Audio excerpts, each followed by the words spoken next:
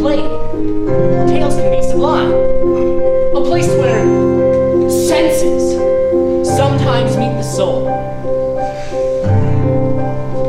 On the page they have us taught words that soon rights and wrongs,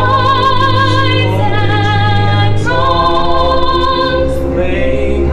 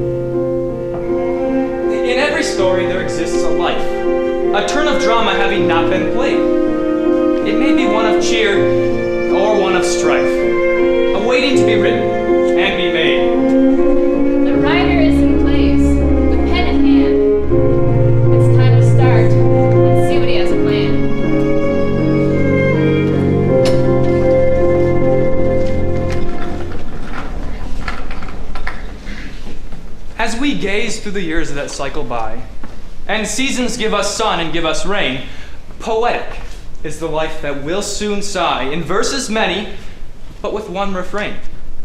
The chorus that is echoed from above in meter and in rhyme, though sometimes crude, refers to longing and the wish for love, a taste of which is thought the sweetest food.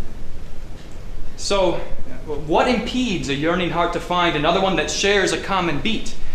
The answer isn't from outside confined. It's from within that love finds her defeat. Sometimes, to chronicle these tales austere, a writer's best recourse is just to hear.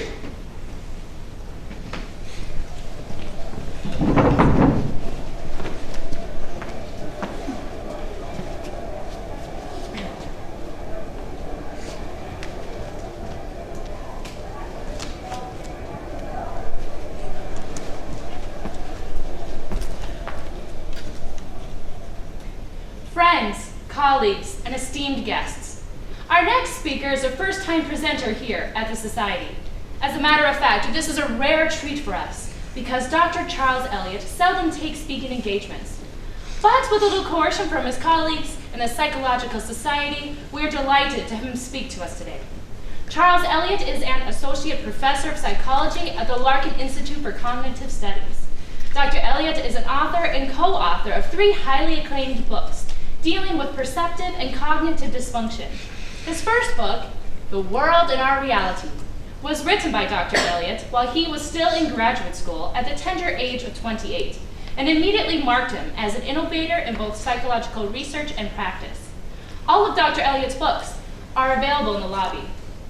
A recent recipient of the Glenn Fellowship for Research in Psychology, Dr. Eliot is here to present his paper entitled The Multiplicity of Perception.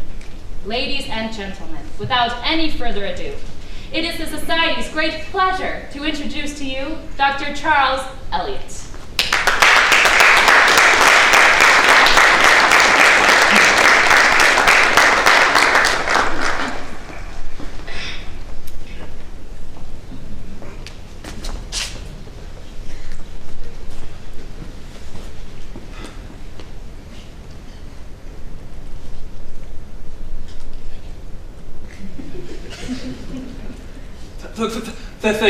Thank you.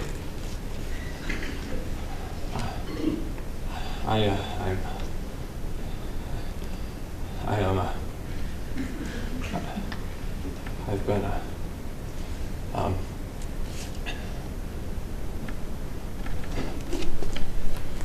I'm sorry. I'm sorry.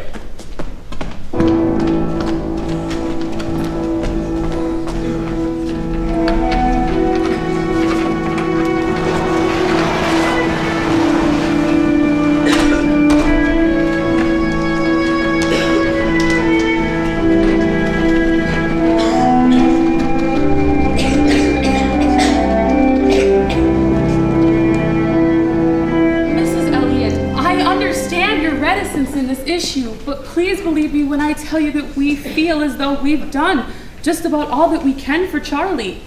His test scores have all but disappeared within the past year.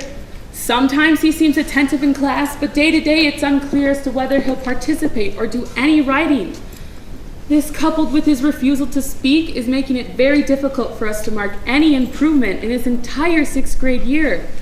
He isn't thriving here, Mrs. Elliott. There are schools better equipped to handle children with special needs like Charlie's. Schools in other cities, big cities. I'm afraid that may be true. It may mean moving or sending Charlie away for a period of time. Expensive schools. We all want what's best for Charlie, Mrs. Elliott. The doctor says he has agoraphobia. Well, it's a phobia. We all have those, don't we? I imagine that we do. I'm sure that some cases are more critical than others. I'm really not equipped to answer that. It's not like he has brain damage. No, Mrs. Elliott, the death of his father was obviously a traumatic event for Charlie. Yes. It follows that, well, it seems that this was finally enough to push him into this downward spiral. On top of this, his panic attacks have become more frequent. This isn't unheard of. There are qualified professionals who have dealt with cases like this. They have the understanding and better resources to help children like Charlie. Frankly, I'm concerned for his social and emotional development. Charlie has very little to do with any of the other students. He spends his recess time sitting alone, eating his lunch away from the group. Jam sandwiches. Pardon? He loves apple jam sandwiches. It's all I can ever make him for lunch. Doesn't he have any friends at school? I would say no. The friends that he once had pay little attention to him now. Well, aren't there any other kids who struggle? Socially, I mean? Well, there's a new girl, a foster child. She was taken from a pretty ugly family situation. She's a very bright girl, good grades, and she's well behaved, and she's marginally social with the other children. But oddly enough, she seems primarily interested in Charlie. Interested? So, Charlie does have a friend? Well, it's difficult to say. She keeps her distance, but almost every day she spends her recess time either watching Charlie or writing in a book. She just watches? Yes, it's just something I've noticed. Well, what does she write in the book? I don't know. Mrs. Elliott, here's the name and number of a school in Indianapolis that I think would do Charlie a world of good. Unless he starts to communicate again, I fear there's little more we can do here. Please think about it, won't you? Yes.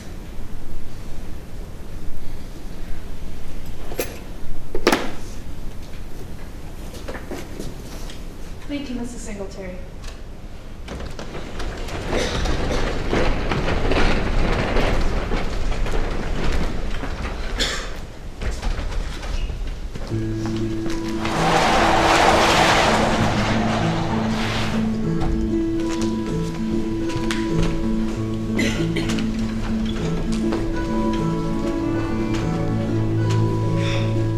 What makes a heart stay strong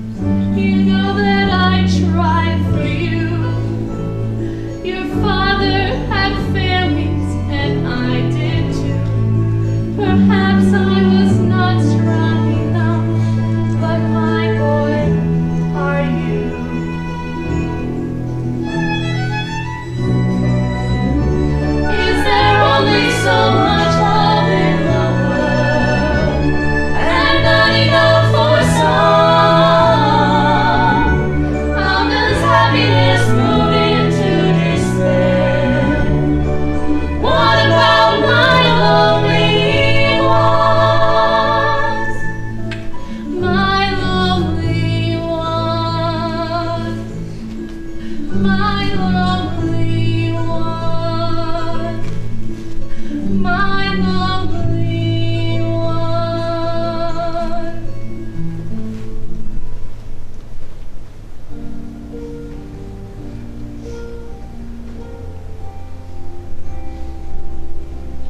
Such a lonely, lonely child.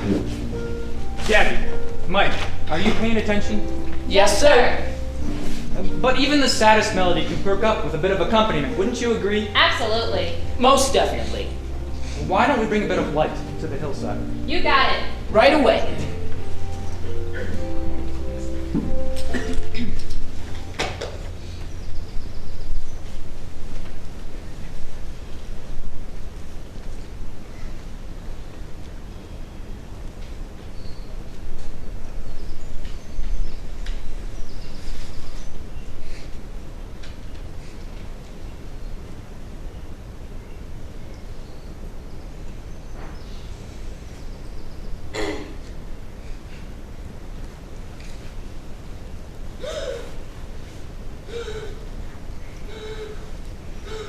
Hi.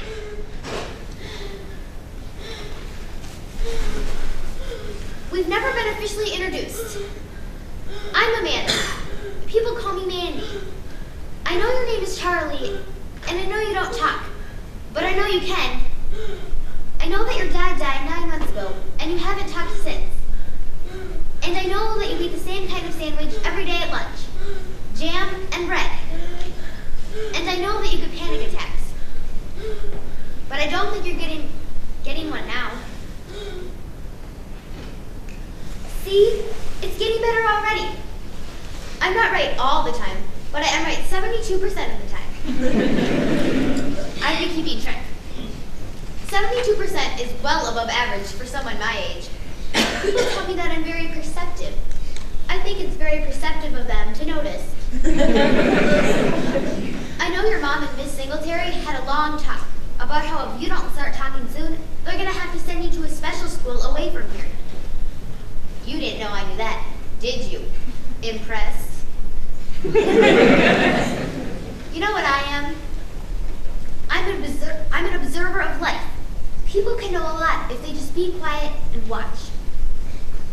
You've been quiet for an awfully long time. I bet you know just about everything. I know something else, too. I think you're going to talk. Today, here, to me. Well, if you don't want to go away to a special school in a strange city, you might as well start talking. And it might as well be to me, because I'm going to be your best friend.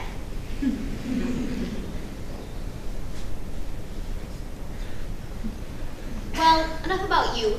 I'll tell you more about me. I'm new here, but I know you know that.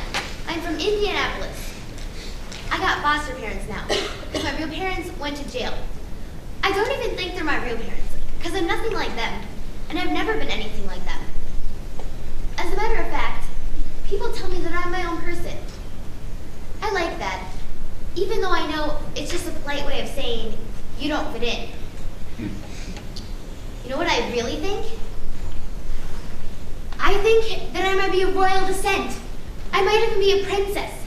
That would explain everything. I must aspire to something higher. I have a greater and nobler purpose. Maybe some country was under siege by a formidable enemy. Swords clashed, cannons roared, and I was sent away as an infant to America for my own protection. Then one day I will be reclaimed as a sovereign ruler who will bring peace and prosperity to my people.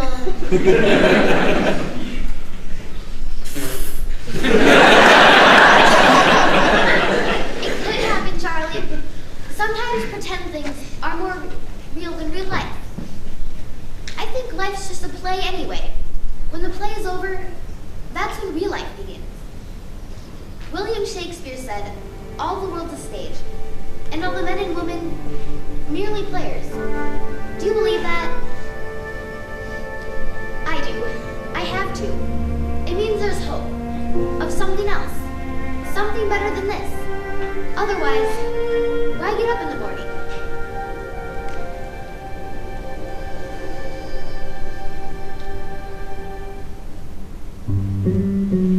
Behind the scenes of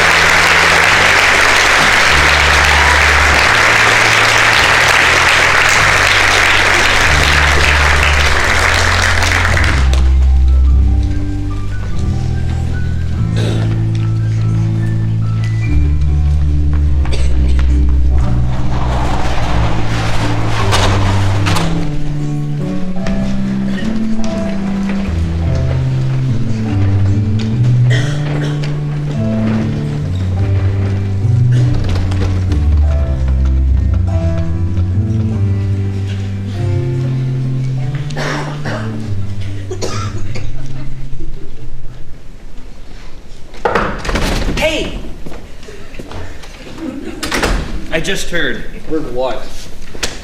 That I got up in front of an esteemed audience of my peers to deliver an academic paper, but barely got out a dozen words before hyperventilating and falling to pieces behind the podium? Yeah. Well, it's true. Listen, Charlie, that kind of thing could happen to anybody. No, Stan, that kind of thing could only happen to me. That's not true and you know it. Where's my credibility? Listen, you're an up-and-comer. You have academic celebrity. You're mysterious. People love that. I'm a wreck. You're not a wreck. You're brilliant. You're a success. Man, I wish I could stand in your shoes. You don't know where they've been. Well, where have they been, Charles? Are you ever going to say? Pretty exciting where your shoes are heading anyway. You've got to admit that. Still a wreck? I can't seem to get all the way there. There's always a hiccup or a breakdown, something. Remind me again why you got into psychology, Charles. Because I was so dissatisfied with my own. Exactly! Maybe that's why we all got into it. At least you're facing your fears. A lot of people don't even get that far. Well, a lot of good that did me this time. Probably did more good than you know. Listen, wasn't there a period in your life where you'd have multiple panic attacks daily? Yes. And before this episode behind the podium, how long has it been since your last panic attack? A year and a half, maybe almost 2 years. Now, wouldn't you call that progress? Maybe all you have now is a fear of public speaking. I know it's still more than that. Why? Because whenever somebody wants me to do something, I can never say no. You say no to me all the time! That's because we're close. We share a hallway. You borrow my socks. It's other people I have a problem with. I'm scared that if I say no, I'll start to panic. Well, so? Tons of people can't say no. You're compliant. That's not a big deal. Yeah, well, maybe I'm too compliant. Nah, makes you likable. Somebody likes me, all right. Yeah, tons of people. Wait, what are we talking about here? Julia. Yeah, so Julia likes you. I think she likes me more than I thought. What do you mean? I might be engaged. What? Yeah. Like to be married engaged? Yeah. Okay, that is a big deal. To the dean's daughter? Yeah, Julia Linder. I didn't know you two, were serious. Well, it's been about 4 weeks now. She's coming over any minute. We're going out to eat. When did this happen? Friday night before I left for the Psych Society convention. Congratulations. I'm scared to death. Wait a minute. Did you say you might be engaged? What does that mean exactly? Might be. It's a long story. I've got time. Well, it's complicated, Stan. Enlighten me. Okay, but I'm gonna have to set the scene. Yeah, I'll just go over here. This is the start. We met up in the park. We get a bench on which to have lunch on a bright Saturday. She looked beautiful. Everything's going smooth. She started talking. What else could I say? Do you think I'm pretty? Yes. Or smart? Do you think I'm smart? Yes. Do you think I'm witty? I guess, yes. Well, most men would agree, and it shows your good taste. Whoa, Charlie, just hold on a minute. You can't just agree to things if they're not true. Well, I might think they're true. Is that so? Convince me. Do you think she's witty? Well, I think she's pretty. And that's all. Don't judge me. Is that what you want? She has her moments. Yeah, like 1, 2, a year? It's our next date. I picked her up at 8, wanted to impress her, nothing lesser, so I took her to Jake's. We got a table in the back. Everything's going smooth. She started talking. What else could I say? Do you come here often? Yes? Oh, come on.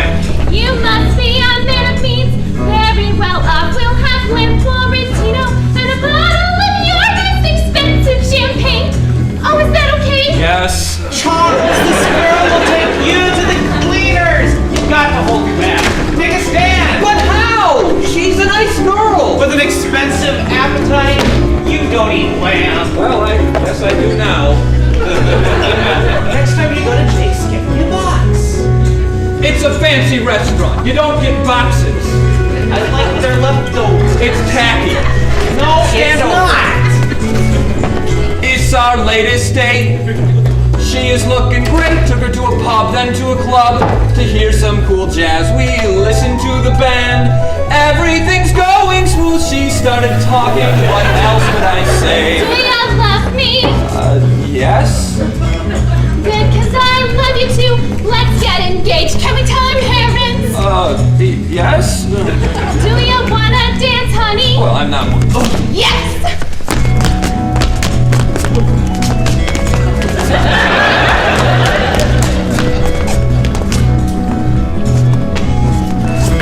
Wow.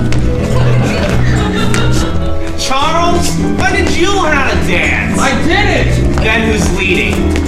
Julia is. Is this dance a picture of your life together? Take a good look. This is your wedded bliss.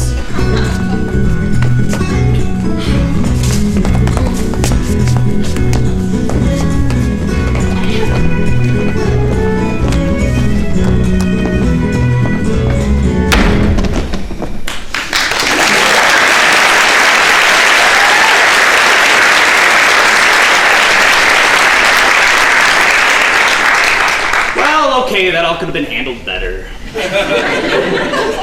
Yeah, it's not how I pictured getting engaged. There wasn't even a proposal, was there? Did I miss it? See, that's what I mean. I know I need to take a stand, but I'm scared that if I say no, I'll have an attack right in front of her. Well, so that might not be the worst thing in the world.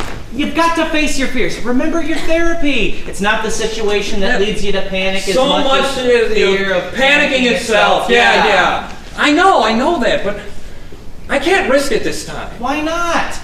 She's not going to want to date me anymore if I freak out right in front of her. You don't know that. Besides, there are other fish in the sea. Stan! What? There might not be other fish in the sea for me. Why not? I'm not good with women. Oh, it's not true. You deal with women all the time. Yeah, in research, in clinical sessions, I'm not good at dating women, I mean. Come on. Stan, this is the first girlfriend I've ever had. Huh?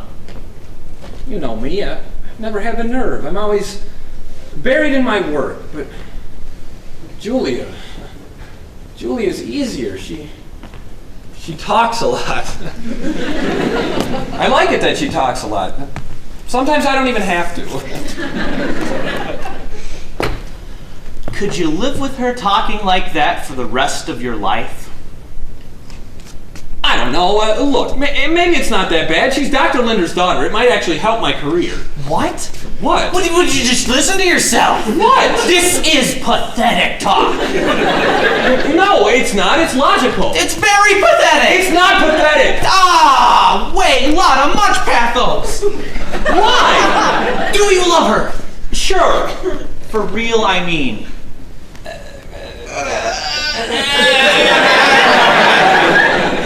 Your answer's taking too long, Charles.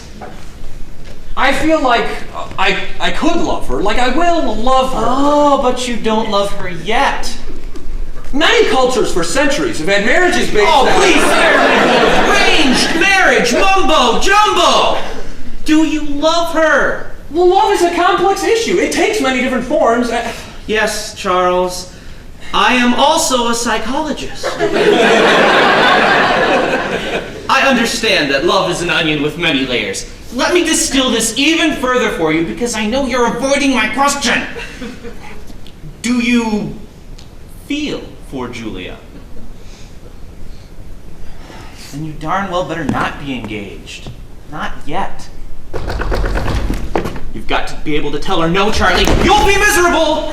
As I see it, you have two choices. You can risk an attack, which in all likelihood won't happen, or you can make an incredibly wrong life decision like that.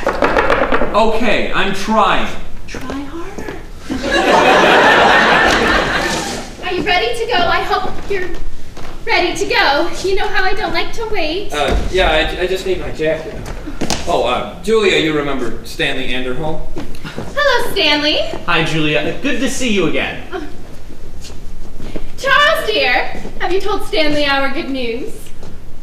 Oh, what good news might that be, Charles? Why don't you tell him, sweetie? Charles and I are engaged. We're going to go and tell his mother this weekend. I can't wait to meet her, Charles. What, are you kidding me? Well, that is just terrific. Just really great, good news. Wow. So, is there a ring? Stan! Charles! We forgot the ring! After we go out tonight, can we just skip the movie and go shopping for a ring?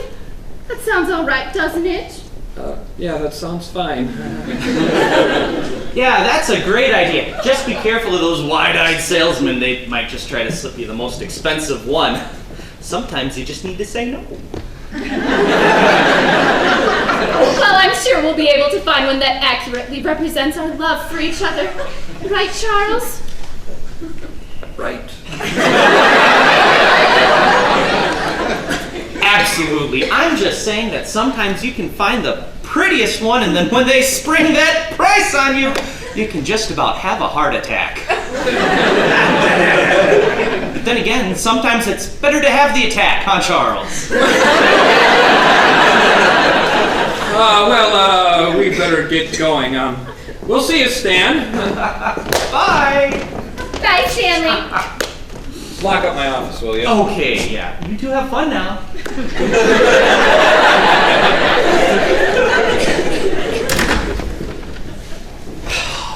Just say no, Chuck.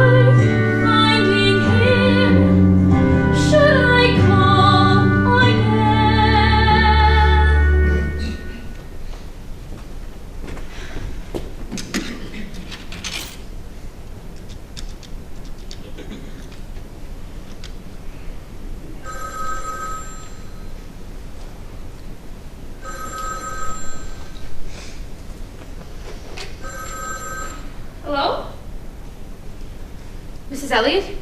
Yes? Mrs. Elliot, you may not remember me. This is Amanda Wells. Mandy. I lived with the Grigsbys for a while. They were my foster parents for about a year. I was good friends with Charlie in 6th grade. Do you remember me? Oh, for goodness sake, Mandy! Yes, it's been so long. How are you? Oh, fine. I've been living out west in California. California? Are you calling from California? No, I'm in Indiana now, sort of passing through. I thought since I was in the area, I would try and call some old friends. Or friend. Does Charlie still live in Denton? Oh, no. No, Charlie lives in Chicago now. As a matter of fact, you just missed him. He was just here this past weekend with his fiancée. His fiancée? Yes, they just got engaged. She's a beautiful girl. Very vivacious. Quite talkative. Tell me, Mrs. Elliot, how is Charlie doing? Oh, Charlie is doing very well. He's a doctor of psychology now, and he does clinical research. And he's written some books, you know. No, I didn't know that. Yes, he's making quite a name for himself in academic circles. That's great. Yes, a brave boy with all his panic attacks and such. He decided early on that he wanted to learn as much about the human mind as possible, perhaps as a way to stand up to his own condition. And, how are his panic attacks now? Well, I haven't gotten news of any for years. If he is having any, I'm certainly not hearing about them. That's great. It sounds like he's doing very well for himself. Well, I think so. You know, Charlie improved noticeably when he was friends with you, Mandy. When you left, his panic attacks worsened for a time, and I often thought that much of his courage must have come from you. Listen, you obviously called to get in touch with Charlie. Let me give you his number. No, that's okay, Mrs. Elliot. I really do have to get going. But it sure has been great talking to you. Are you sure, dear? Yes, yeah. Just checking in. Thanks. Amanda. Bye. Goodbye, dear.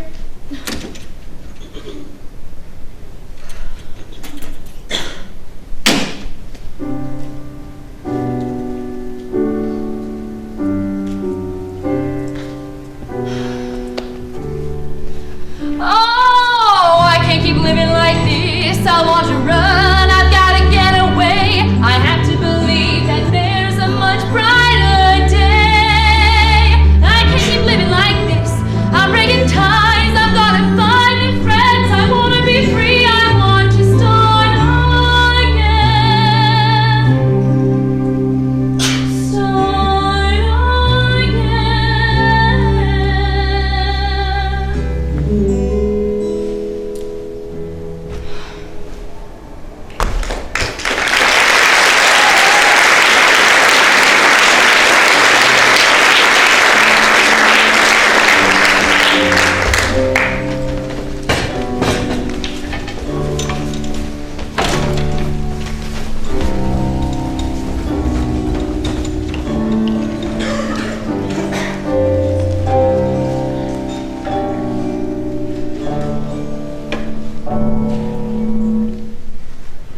Is that another jam sandwich?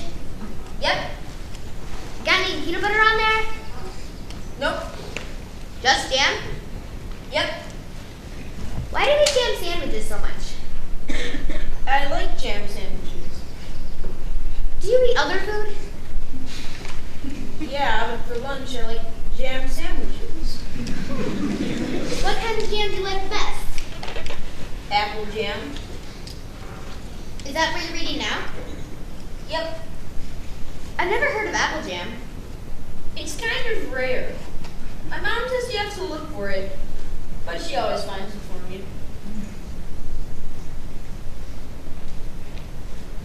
What are you writing? A sonnet. What's a sonnet? It's a type of poem, usually 14 lines long, and usually about love. Do you like poetry? Sure, I guess. Do you like love? Here, I'll read you one. Deep within me, love lies in repose, waiting like a hatchling does for flight. The safety of the nest is all it knows. Everything beyond is out of sight. Deep within me, love spreads out its wings, fearless of the peril down below. But gravity pulls down the bird that sings, and strikes upon my love a mighty blow. Deep within me, love yearns to be free. Free to love and to be loved in return. Yet many ruthless fights with gravity have pushed my love back in me, yet to burn. Though afflicted, my love will not rage. There's solace to be found, here on the page. You wrote that? Yeah? I don't think you wrote that. You don't believe me? Well, it's just that you're my age. No. There's no way I could write anything like that. I don't know half as many words as you know. I read a lot. All you really need is imagination and a vocabulary. But I did write it. Do you believe me? Yes. Good, because it's the truth. Here, What are you doing? I'm giving you the sonnet. But I want you to have it, but you have to keep it. Never throw it away or lose it. It means a lot to me, okay? okay.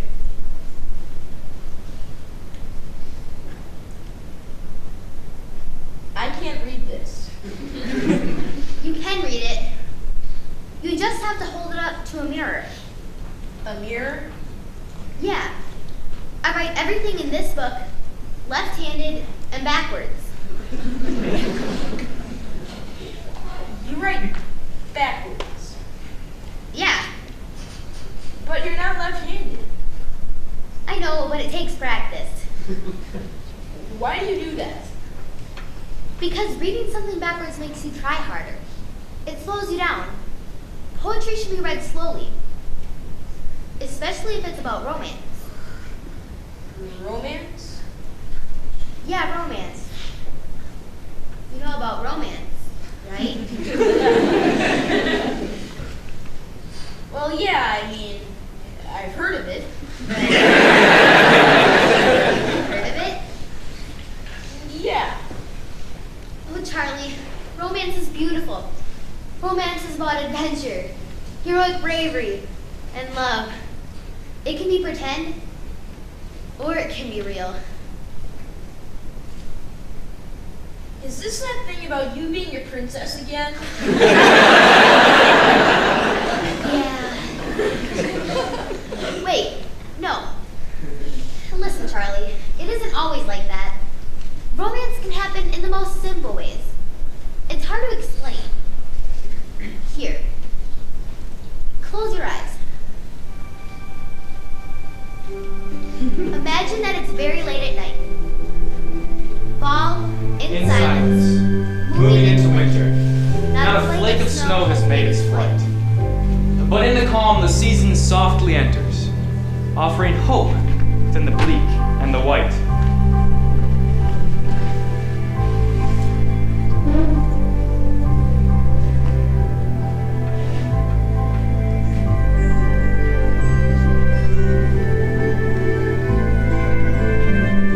In the distance, a Methodist clock tower chimes midnight.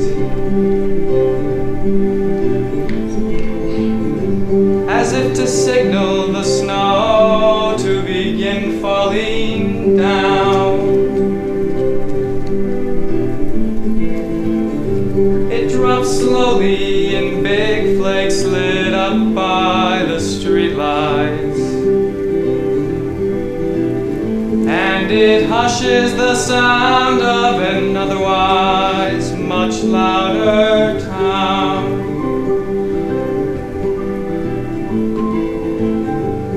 young woman has been on the mind of a young man. But he's never approached her afraid she might find him a bore. And his courage has failed in the past, so he can't understand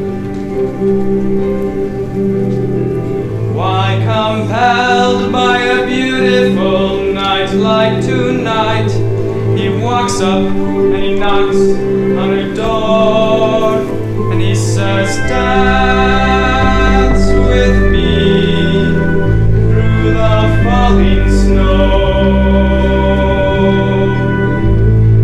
The temperature's fine for 3/4 time, and there's no better ballroom I know.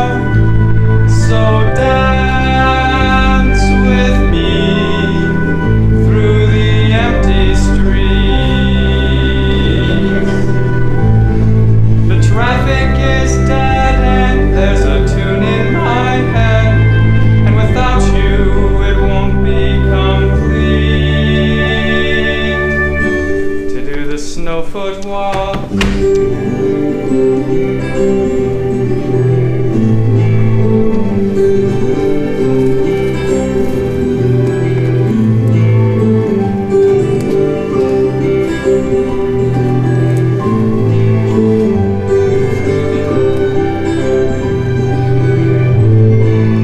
With her consent, he leads her out into the weather. Bundled up well and as warm as she was just inside. With his hand on her waist, he still can't believe that he's with her. Into the light of an evening turned white they glide. For nearly an hour they waltz through the streets all alone, till the clock tower strikes 1, interrupting their dancing duet. They gaze at each other, then he says, I'll walk you back home. But she stops him and says, I've had a wonderful time, and I don't think this evening should end yet. So dance with me through the falling snow. The temperature's fine for 3/4 time, and there's no better ballroom I know. So dance with me through the empty streets. The traffic is dead.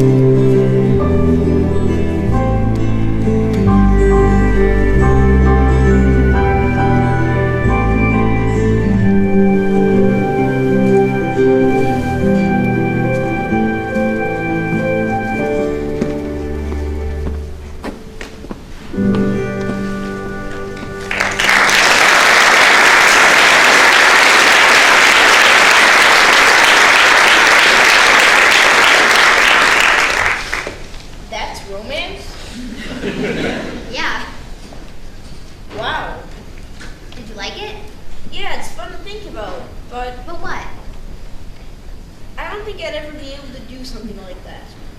Something romantic, I mean. I'd probably get an attack. I don't think you have to worry about panicking.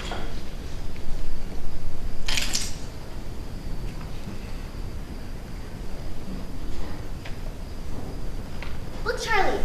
Fireflies. Get as many as you can. The ancient Chinese thought that fireflies were born out of burning grass. And some early Europeans thought that if a firefly flew in through a window, it meant someone was going to die. Do you know what some American Indian cultures used to do? What? They would catch fireflies and smear them on their faces and skin. Charlie, whenever I'm scared or lonely, I wait until dark and I run to the hill. I get as many fireflies as I can, and I rub them all over myself. I look up to heaven and I say my prayer in my head. God can't help but notice that. It works, Charlie. Anytime you're scared or panicky, give it a try. God wants us to feel his peace.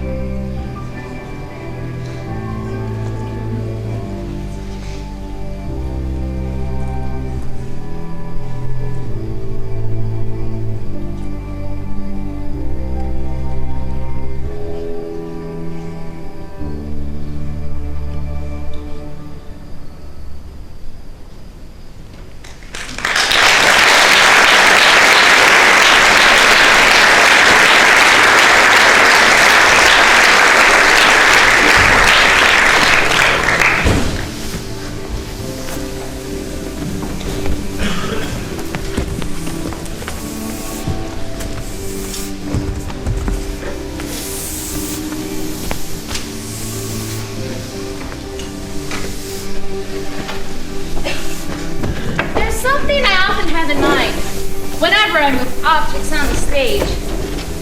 A scene change, maybe subtle and confined. What offers, though? It gives a spoken page. Transitions on the page and on the boards are often overlooked and then dismissed. And yet, it seems, the most meaningful rewards are born out of a change or a timely twist. You'll often find, in art as well as life, substantial matters come from one small shift. When risk and insecurity are ripe, there may appear a most important gift. This is perhaps a place for an exchange, to have the scene be more about the change.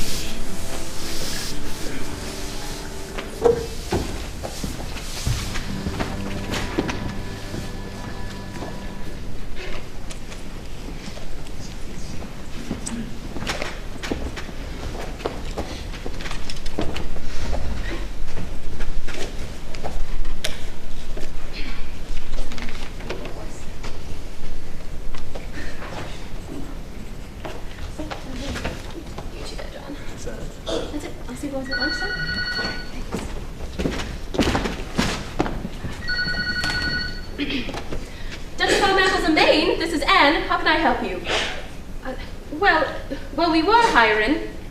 All of our hosting positions were filled earlier this morning. Yes. Thanks very much. Bye now.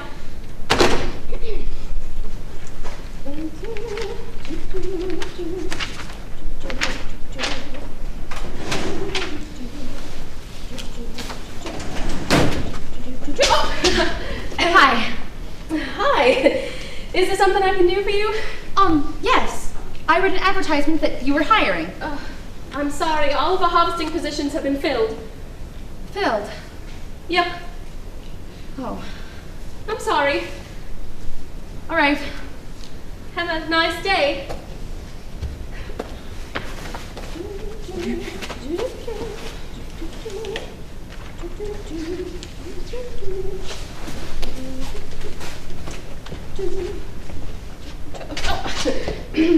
I'm Amanda Wells. I'm Ann Dutcher. Dutcher? So you own the orchard? Yes, with my brothers Ralph and John. They run the farm and the plant, and I run the office and the shops. Did you start the business yourself? No, our grandfather did. We're third generation. Our orchard's been in business for 67 years.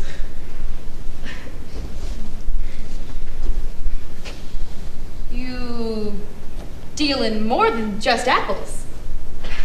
Yes, we grow berries, pears, plums, and fall vegetables like squash and pumpkins.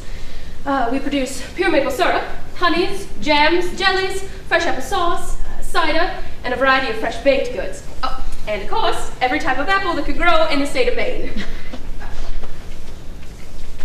Here's a brochure.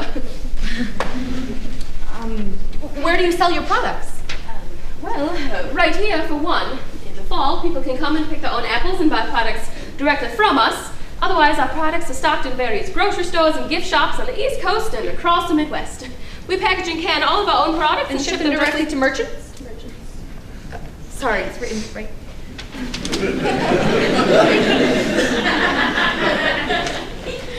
Sounds like a lot to do for a family-run business. It seems to me that you could use another hand around here. Sorry, honey. We don't really have anything for you. Someone who's fairly knowledgeable, I mean. Doesn't have to be just harvesting. What was your name again? Amanda. Do you know about apples?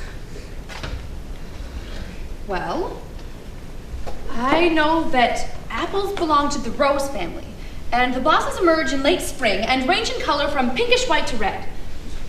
Apples tend to be self-incompatible and need to be cross-pollinated. Most apple farms introduce bees into the orchard to cross-pollinate, which I gather is what you do since you produce your own honey. Very good. Apples can be grown by seed, but since seeds rarely improve upon the parent, they're usually propagated by grafting or budding.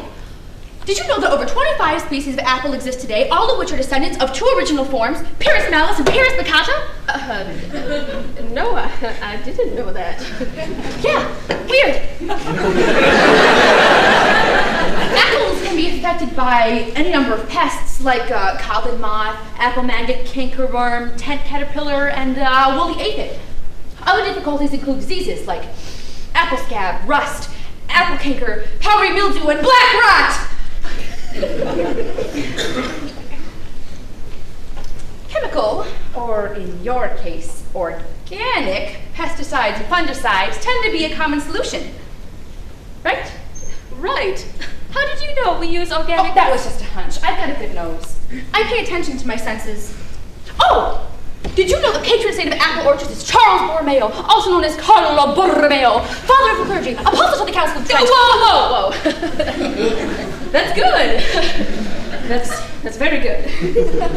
Did you want to hear anything about berries or fall vegetables? Do they have patron saints too? As a matter of fact, never mind. Listen, that's very impressive. You must have worked at an orchard farm before. No, never. I just read. A lot. You know all of that just by reading? Yeah.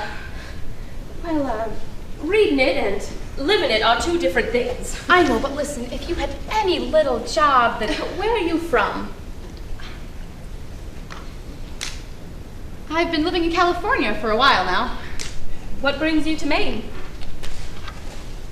It's the opposite of California. So you're new to the area? Yes.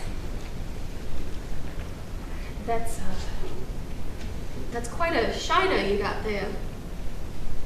Oh. Yeah. How did you get that?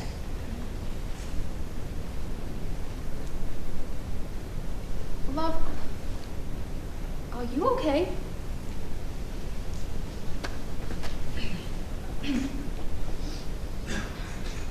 Honey, do you have a place to stay?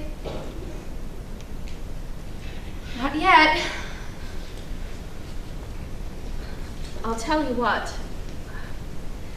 There's a cottage on the farm that we sometimes rent out.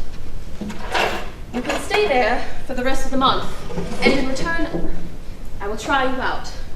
There's some odd jobs that I could use help with, like running errands and answering phones and gift shop organization, labeling jars, things like that.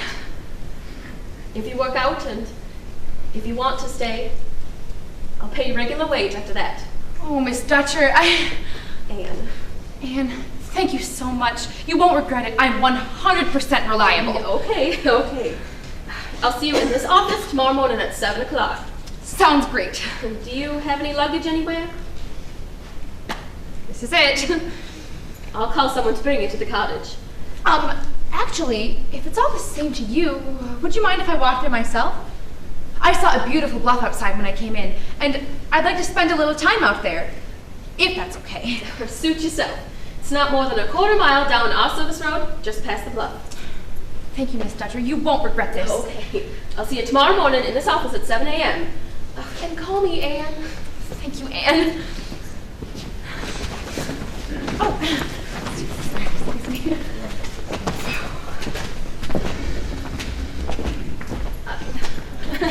Sorry. Thanks. Bye. So who was that? A pretty troubled girl, I think. Her name is Amanda.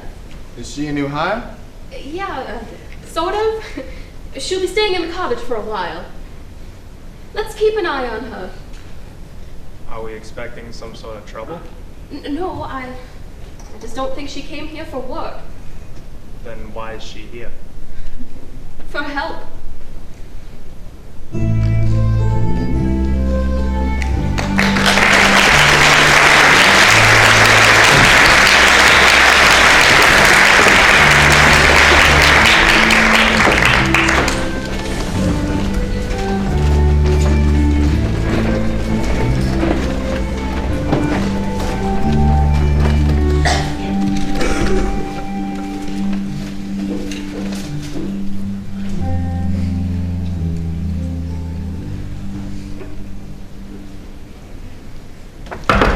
Still engaged?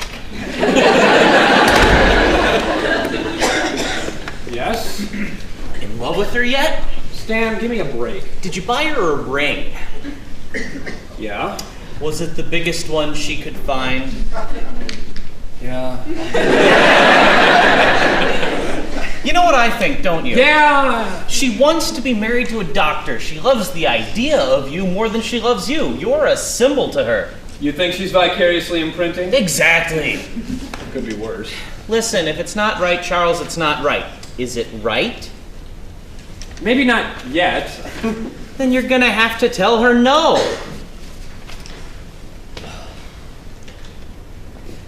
Jam again? Yup. Apple? Yep. When did that whole thing start with you? What then? I don't know. Eating apple jam sandwiches every day. I don't think panicking or women are your problem at all. I think you've spent a lifetime sending too much jam to your brain. When did it start? Man, I don't know, as long as I can remember. You know, Stan, there was once a girl who I felt totally comfortable around. I never felt like I could panic when I was with her. She wouldn't let me. Aha, now we're getting somewhere. Who was she? It was amazing. I never told you, Stan, but there was a period in my life after my father died when I stopped talking altogether for over 9 months. They were going to send me to a special school because of that, but this girl, she got me to talk the day we met. Wow. Taught me a lot. Like what? Just random stuff. Stories and legends, plants and animals, fireflies and romance. And Fireflies and romance? yeah. Romance? What? I thought you said you never had a girlfriend before. Oh, she wasn't a girlfriend, she was my best friend. My only friend. Oh, she wrote poetry. Awesome poetry. She wrote every poem left-handed and backwards, Stan. Backwards? Yeah. That's unique. Did you love her? Oh, I know you hate that with love being so complicated and all. You mean, did I feel for her? That's a start. Yes. Romantically? Yeah, you know, I think so. That's a girlfriend, Chuck. Stanley, we were 12. Yeah, Well, that still counts. Sort of. We only knew each other for about a year or so, and then she had to move away. That was hard to bear. You had a broken heart. Maybe I still do. Why didn't you keep in touch with her? I don't know. Some parts of that are really hard to remember. Maybe because we were so young. I've tried to locate her a few times, but I think she still moved around a lot. I think you're answering a lot of questions for yourself, Charlie. I think you know full well what love is. And it sounds like you might even be thinking of somebody. Somebody else. Stan, that was almost 20 years ago. Yeah, well, you get my point. Well, time for me to shut up. I've got a meeting at 12:30. Take it easy. Yeah, okay. See you later.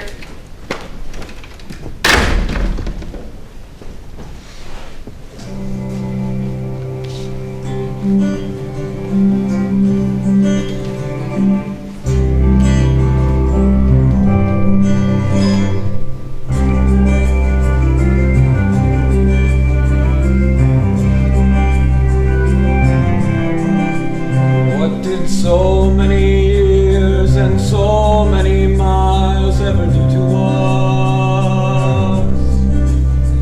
2 lives on our own when our world used to be just the 2 of us.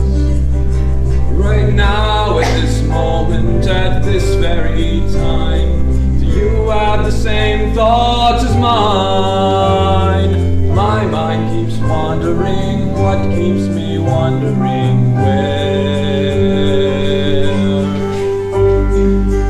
Where you are now. Where you are now. Where you are, who you are, what you are, how you are now.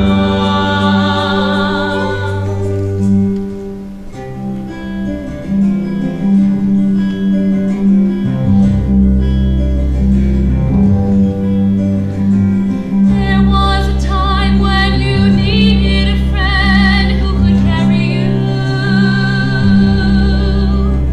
The strength of a friend who needed as much just to be with you. Right now, at this moment, my strength disappeared. The one who needs lifting is here. My mind keeps wandering. What keeps me wondering? Who you are now. Who you are now. Where you are, what you are, how you are now. Our world used to My mind keeps on wandering. my strength Right now, at this moment in time, do you have the same thoughts as mine? How can I reach you when you might not be who you were? Where you are now. Where you are now. Where you are, who you are, what you are, how you are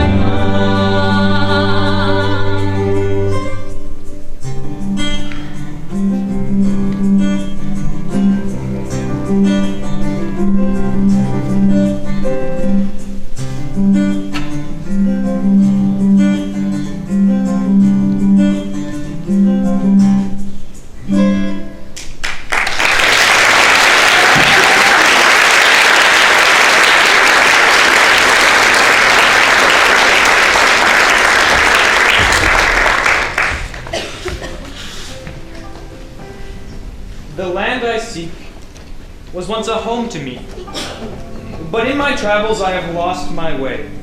Its silver beach again I long to see, and live beneath its sky both night and day. If hope exists, I send this signal flare, a beacon to the land of hope and care.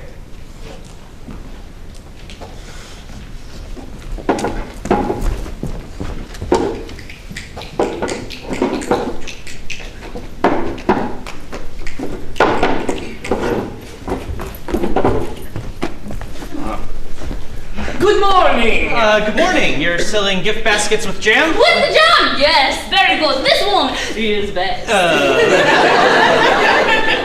Which one? This one? This one, yes, very delicious and the best. Does this one have apple in it? Ah, apple, yes!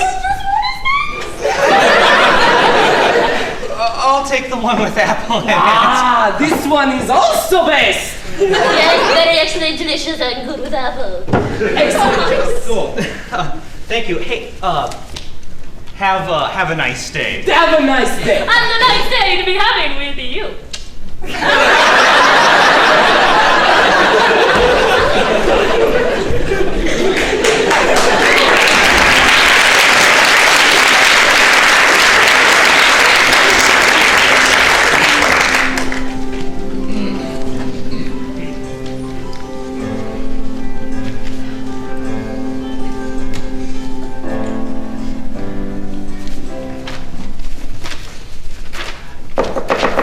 Hi, honey. Oh no! I think I just smudged my nail on your doorknob. Just got them done for your birthday too. Are you ready to go? No. Yes! I mean, no. I will be in just a second. You didn't forget about us tonight, did you? No, I just lost track of time, that's all. How does somebody lose track of time on their birthday? I just got working on the article I'm writing in Whammo and Gross. Never looked up. Well, our reservations are for 6, so you better get ready to go. Okay. Wait, I didn't make any reservations. I just thought we were going to go to... Cafe Mirabelle. I made the reservation. Surprise! Julia, are you taking me out for my birthday? Of course. Well, not to play silly, but it sure will be fun, won't it? Yeah. Knock, knock. Hi, Stan. Oh, I didn't mean to interrupt anything. No. Not interrupting. Julie and I were just getting ready to go out to eat. Oh yeah, where to? Cafe Mirabelle. Ooh, schwanky. And French. And French, yes. And not cheap. Stan! Right, anyway, I'll get out of here. I just wanted to wish you a happy birthday, and I got you this. Oh, that's a nice gift basket. It's jam. Lots of jams, different kinds. I picked that one because it has apple in it. Thanks, Stan. Not a problem. Hey, I'll leave you two alone. Have a great night. See you Monday, Charles.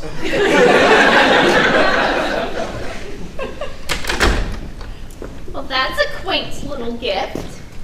Very thoughtful, actually. Yeah, it's okay. Okay, what does that mean? Well, I mean, it's great. It's just not as thoughtful as my present, that's all. I know that.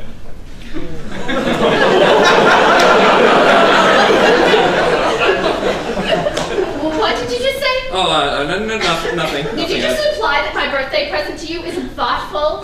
No, I because just... you don't even know what my present is yet. Yeah, I'm sure it will be amazing. How do you know it will be amazing? Because you said so. No, I didn't say it was amazing. Sometimes I think you just hear what you want to hear. No. I didn't say it was amazing. I said it was thoughtful. There's a big difference. Oh, well, yeah, that's what I meant. I mean, what's so thoughtful about a gift basket full of jam anyways? That's the kind of generic gift that strangers give each other because they can't think of anything better. I love jam. Well, so do I, but not enough to buy a friend a basket of it. I mean, how lame is that? Not lame. I really do love jam. I eat it every day for lunch. You do? Yes. Every day? Nearly. Why didn't I know that? I don't know. I must not have told you. These secrets have to stop, Charles! Secrets? Are there other things about you that you're not telling me? Yes. No, baby, I You seem so professional! Is that just a ruse? What? No. What if you're some kind of creep with a double life? Julia, you're letting your imagination run wild. Listen, you hear about that kind of thing happening all the time. As far as I know, I'm not a creep, and my one life is plenty. People who are married, Charles, need to be open and honest with each other, or it will never work. Yes, I want that. You do. Well, yes, I do. Do you promise to be honest with me? Yes. Oh, Charles!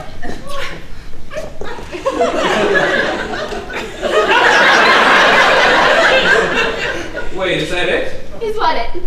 It seemed like we were kind of having a fight there for a second. You're so cute. You see, that's why I love you so much. I just can't stay angry at you. Is that why you love me so much, too? Yeah, I just can't stay mad at you either. Well, you better go get your sport coat. We don't want to be late. No, we sure don't.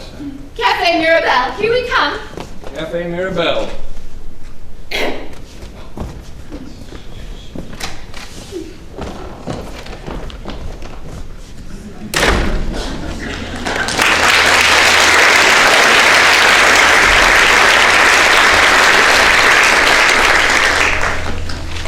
To be a poet is a blessed thing.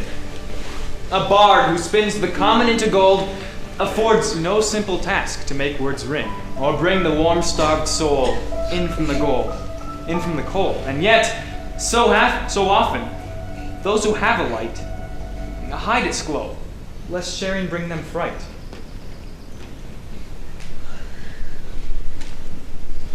What do you want to be when you grow up? I'm not sure. I mostly know how I want to be. I want to be happy. Yeah, but what do you want to do? Like, for a job? Yeah, whatever. Well, I'm not sure what my dream job would be. But I think it'd be great to have a book of poetry.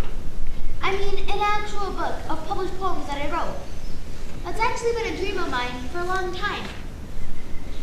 Mandy, that's great. You need to do it. You can even do it now. People should see how good you are, Mandy. Oh, Mandy, you need to do it. Well, it's not that easy. Why not? Because I'll never send a poem to a publisher. What? Why not? Because. Mandy, you want people to read your poems, right? I mean, you write them, then give them away. Or put them in the crooks of trees and under rocks. Or you let the wind blow them off the hill. Why don't you keep your poems, then send them in? Or get someone to help you to send them in? Because, Charlie, poems are a mystery. Pieces of a puzzle. Have you ever been beaten up? What? Have you ever been beaten up? I've been in fights. Have you ever been beaten up by your dad? No, my dad never touched me. Charlie, my dad used to beat me up all the time. Sometimes my mom too. Really? Sometimes they just wouldn't stop. They drank so much. Finally, our neighbor saw more than he bargained for. I don't even remember that day. I woke up in the hospital a week and a half later. I was in a coma. What's a coma? It's like sleeping, but not on purpose. The doctor said it happens to people when life becomes too much. Some people never wake up from those. Whoa. My parents were both arrested that day, and I haven't talked to them since. I had to go through all the government programs and talk to a bunch of doctors. And now, I'm a foster child. People don't like to adopt 12-year-olds. Mandy, I'm sorry. Nope, I don't want you to feel sorry for me. I don't want anyone to feel sorry for me. You're my friend, Charlie, because you listen to me. I know I talk a lot, but you listen all the same. Thanks. I like to listen. That's why I write poetry, and that's why I lay my poems out. Because then, I can imagine people finding them. Maybe someone will read the poem and sit and think about what it means, and wonder about who wrote it. And I can wonder back to them. And because of my poems, I can pretend that there are more people who care about me. 75 to 80% of people who try to get their poems published are rejected. How do you know this stuff? I don't want to be rejected anymore, Charlie. So I just can't take the chance. Because if I lose, it might destroy the hope I have in the people my imagination allows to care for me. Mandy, I care. I care.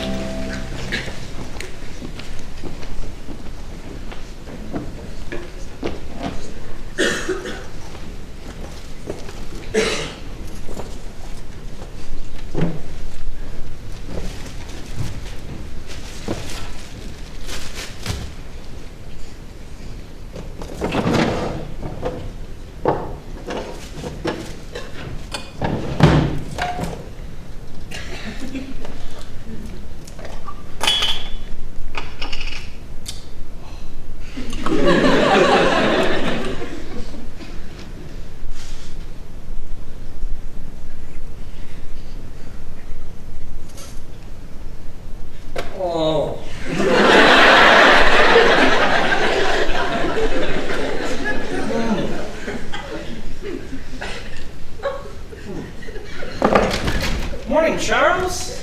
Ah, eating my present, I see. And I see that the apple jam is well on its way to being gone. So, have you even touched the other ones? No, not yet, but this Dutch apple jam is fantastic. Dutcher Farms Dutch apple jam, made with tender love and care in small batches from our pantry to yours. Aww. Yeah, it's really good. You want some? Nah, that's okay.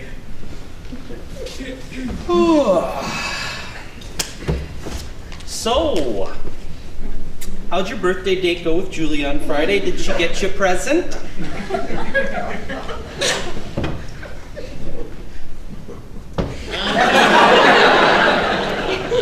A plate. Lots of plates. She bought me 8 place settings, each with teacups, saucers, salad plates, dessert plates, and dinner plates. Oh, that's nice. Yep. I guess they're pretty expensive. Wow, that's great. Yeah. So, what are they doing in your desk? Well, she says they're too good for everyday use, but they're perfect for entertaining guests after we're married. Thoughtful. Oh, yeah, you know her, always thinking ahead. So, are those for you or are they for her? Oh, let me put some jam on a bagel for you, Stan. I know how much you love bagels. Nice one. What? You're dodging another bullet. Well, okay, so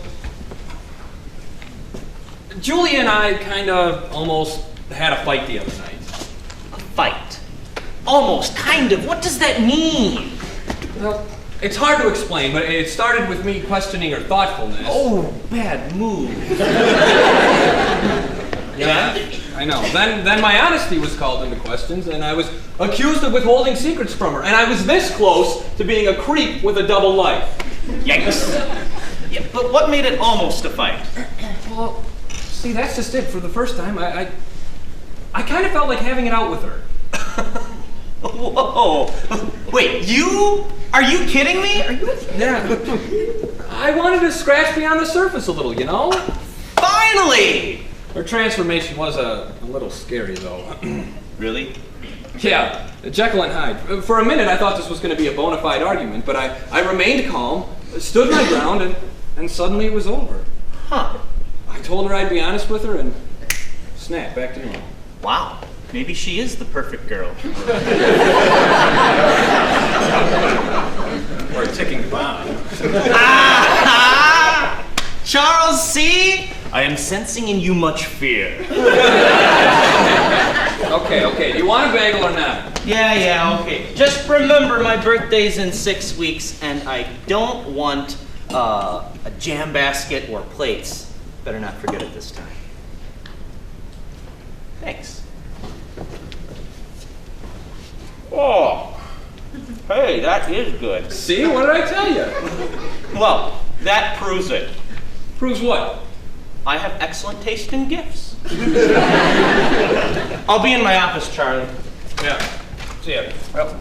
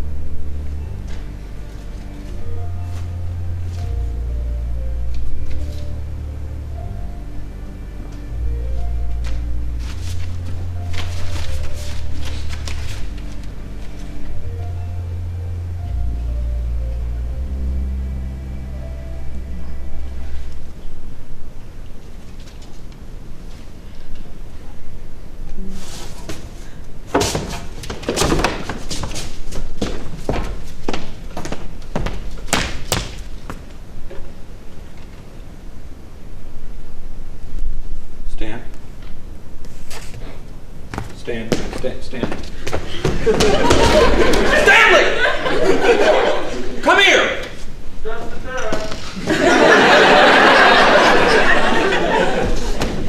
What? What's going on? Where did you get this gift basket? Where did you get the basket? From a gift shop on Linton Street.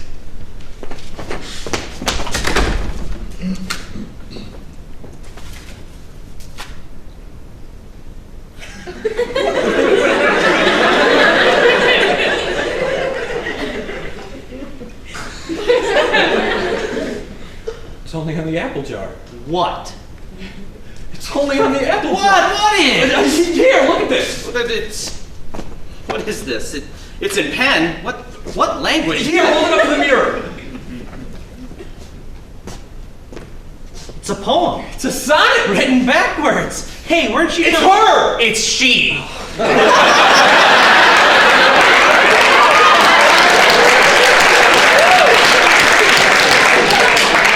Will you quit with the grammar lesson? This is the girl. You mean your friend from when you were back in? It's Mandy. Her name is Mandy. Well, okay, it's possible, but you can't know for sure. I know it. It has to be her. Oh, Charlie. It has to be her. I just can't believe it. How could this possibly be? I've seen strange things, but nothing like this has happened to me. Stanley, this is the girl that I told you about. Charlie, I want to believe it, but I must say I still have some doubts.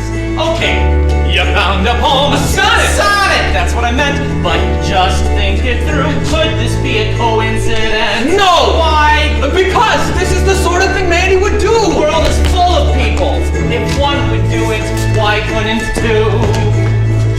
I just can't believe that. How could this possibly be? I've seen strange things, but nothing like this has happened to me. Who else writes a poem? Sonnet! Sonnet! Backwards like this. I know there's got to be a perfectly logical reason we missed the trip. What, on me? Could be. Does anyone know this part of your past? No, I've never told anyone you were the first and you were the last. Well, I don't know. For this to be her seems really far-fetched. Yeah, but every alternative I can think of is as much of a stretch. I just have to believe it. I know I believe it. This has to be her. Stanley, I know it sounds funny, but it would help if you would concur. Charles, I want to believe it. Who knows? Maybe it's her. I'm just saying that there's not enough here for me to be sure.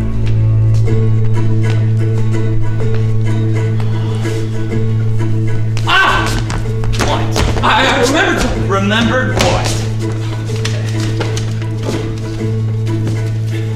Stanley, this is the first sonnet that Mandy ever gave to me. I kept it. Now take a look at the two of these and tell me that they aren't written by the same person.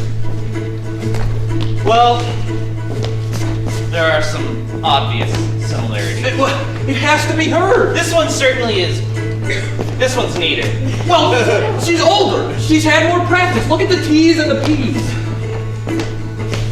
Huh. It has to be her. There certainly does seem to be something here. It has to be her. Actually, This is remarkable! The dots on the I's, the loops on the E's, it has to be her. Who else could it be? Stanley! It has to be her. It has to be her! This is the girl! It's her! It's she! Oh. It's her! Charles, you son of a gun, I can't believe it! I can't believe it!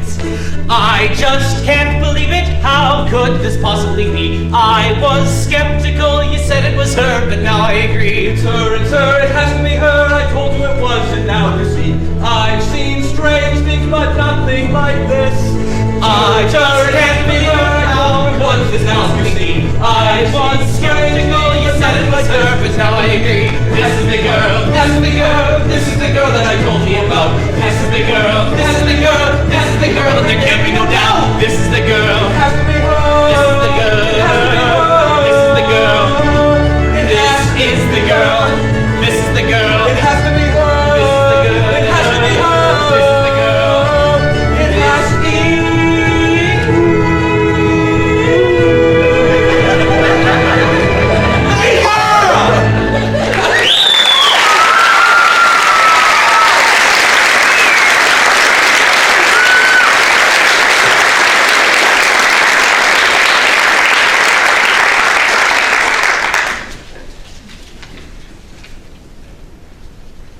Elusive is the land I wish to reach. A land companioned in companionship. So many lands look like the land I seek. With flags of virtue, men bow with hats tipped. But after landing, it proves all a sham. A clever trick to bring the new ships in. These were angry, brutal, ruthless lands, and not the land that peace and love dwell in. The land I seek was once a home to me, but in my travels I have lost my way. Its silver beach again I long to see, and live beneath its sky both night and day.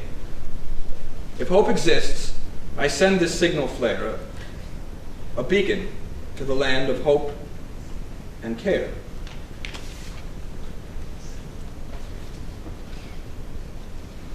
If hope exists, I send this signal flare, a beacon to the land of hope and care. I can't believe I'm saying this, but Charlie, what if you're the land she's talking about? What do you mean? What if you're the person she's talking about? What if she's trying to contact you? You mean like some kind of message in a bottle? Yeah, except with jars.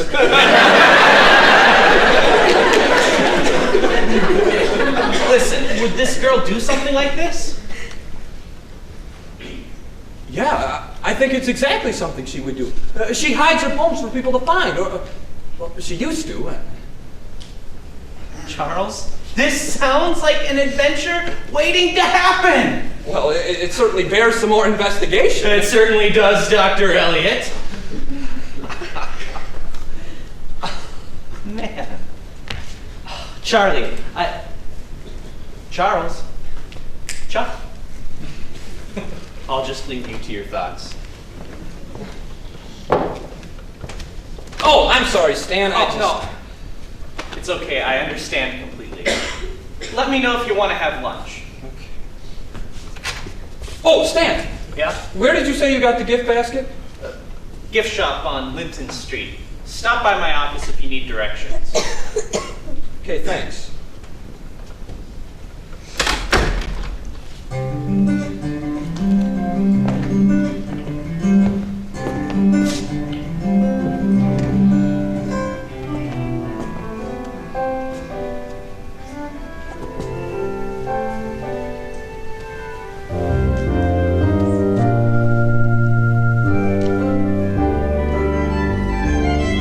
Very one,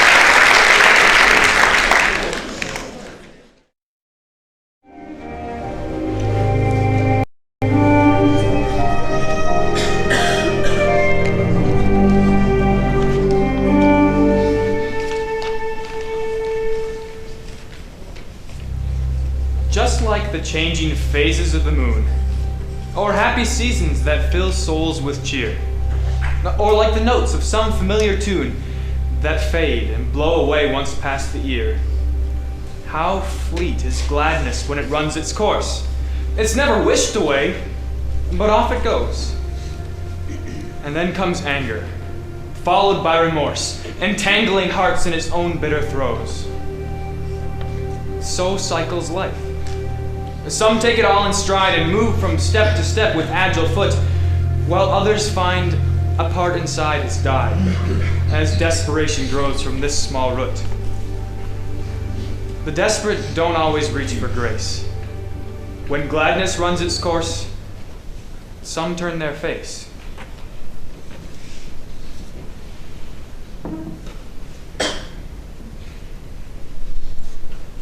Charlie! Charlie! Charlie!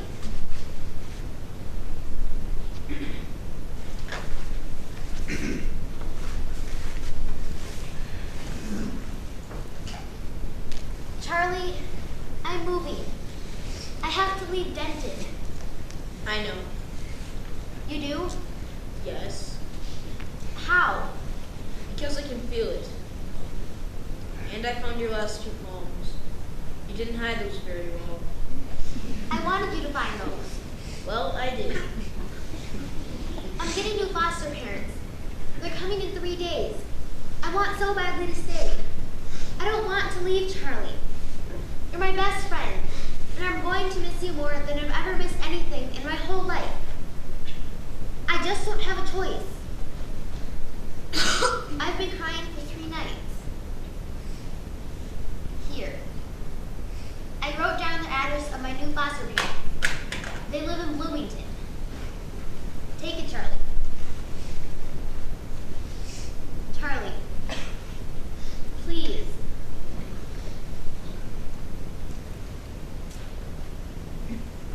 Are you angry at me? There's nothing else I can do. It's the system, Charlie. The system stinks. I know. I hope you'll write to me. Will you write me? Do you want me to write you?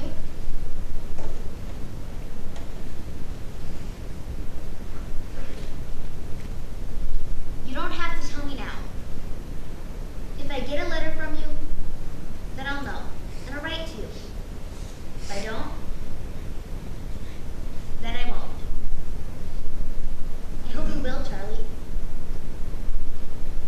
I'll miss you.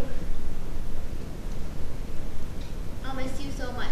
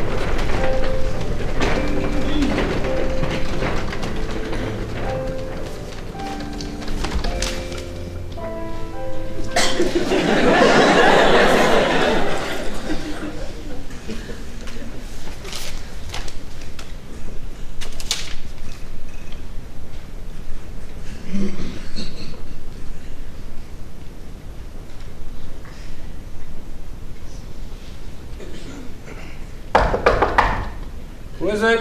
It's Julia! Charles, what are you doing in there? It's Saturday night. You open the door, please?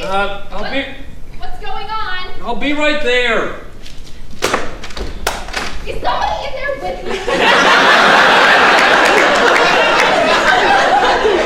No, it's just me. Why is this door locked? Can I please come in?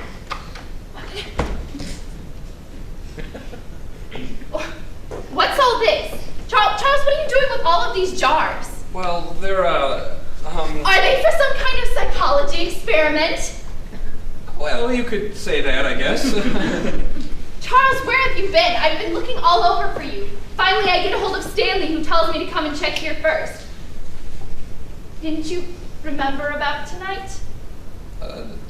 No. The sushi and sashimi booth at the Eastern Culinary Expo, that's tonight. Oh, really? That's tonight? Yes, that's tonight. Do we have to do that? What? Go to the expo? Yeah. Are you telling me now that you don't want to go?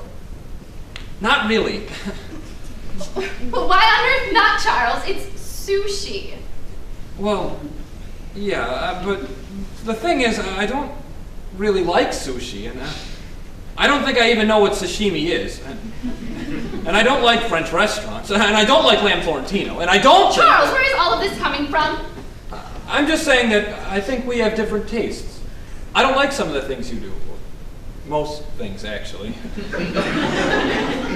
What, so you like boring foods? Well, no. You like jam? Well, yes, but... You like jam well enough to buy hundreds of jars of it at a time. Julia... Charles, are you trying to take all the labels off all of these? Julia, I'd appreciate it Are these all you... apple? Julia... Charles, is there writing on Julia! Charles, what is this?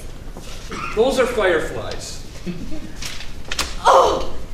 Fireflies? They're not alive.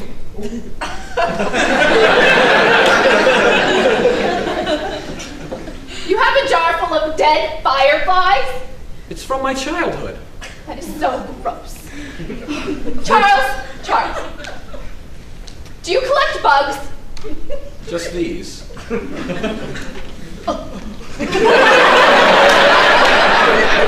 They're just fireflies. I don't care. I hate bugs. Well, yeah, but you mean you don't like fireflies? They are bugs, aren't they? What? Why are you looking at me like that? No reason. Charles! What? What's that on the floor? What? Where? Right there, right there, right there, right there! A sandwich? Under the sandwich, Charles. A plate? That's one of the plates I gave you, Charles.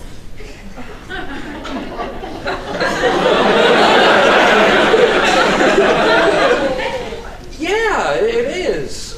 Charles Elliot! That is a Kensington dish! You mustn't use this. Not for a jam sandwich, not on the floor. This is Kensington ware! Julia, look, Charles! I told you not to use this until after we were married, and then only for entertaining guests. Didn't I tell you that? Yes. So you admit it? Admit what? You acknowledge that I told you that? Yes. Well? Well? What do you have to say to me, Charles? Thanks for the nice plates.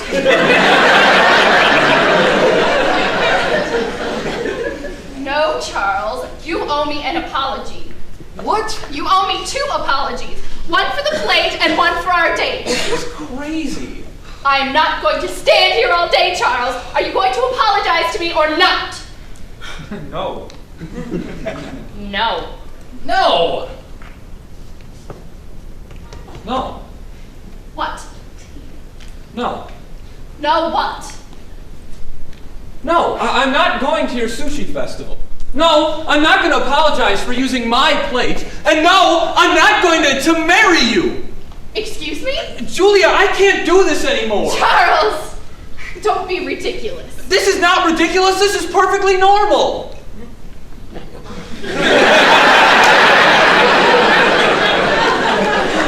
Charles, you've changed. No, you just never knew me. I've never seen this side of you before. Well, better now than later. It's kind of exciting.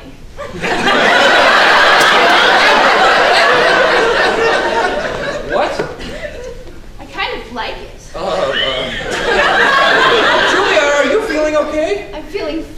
naughty boy. Talk to me more like that.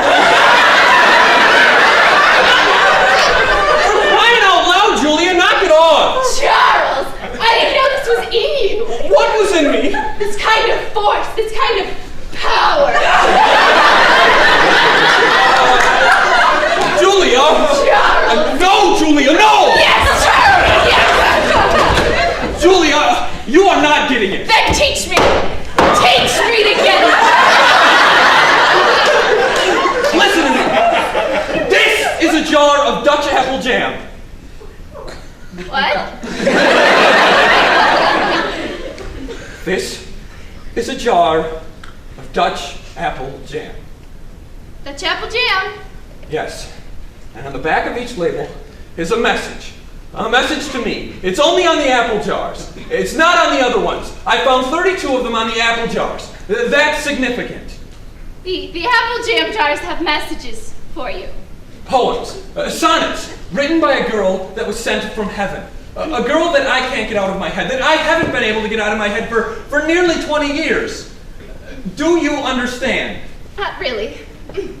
I am more interested in this girl than I am in you. So I don't think that it's a good idea. Somebody, some girl from heaven wrote you these, and you think you love her more than me? Yes. Charles, this is nothing. It doesn't even make sense. It's like Egyptian or something. Charles, are you feeling all right? Yes, I'm feeling fine, and it feels great to say no to you. What are you talking about? Julia, I'm calling off our engagement. Charles, do you know what you're saying? Yes, I know what I'm saying. No, I don't think you do. I know what I'm saying. This can't be right. It's right.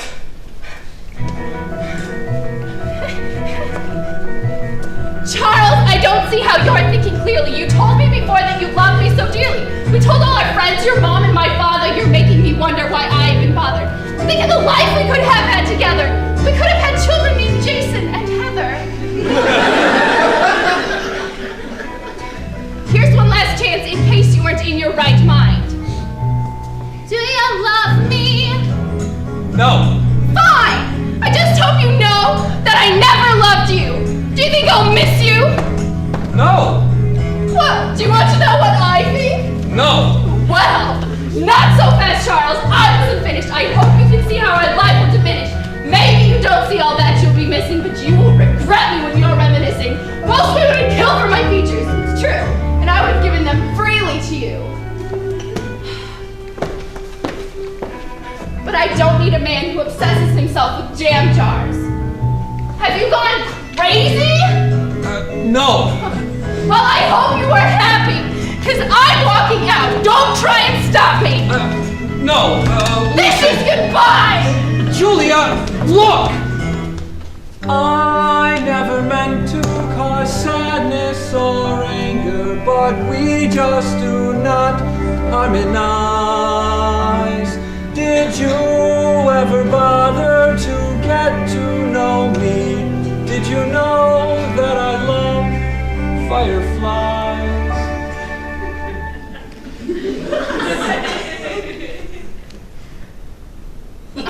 Are you kidding me? Is this some kind of joke? No. Oh, great.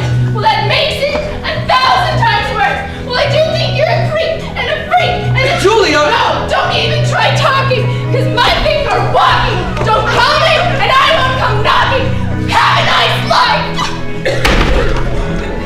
Jerk!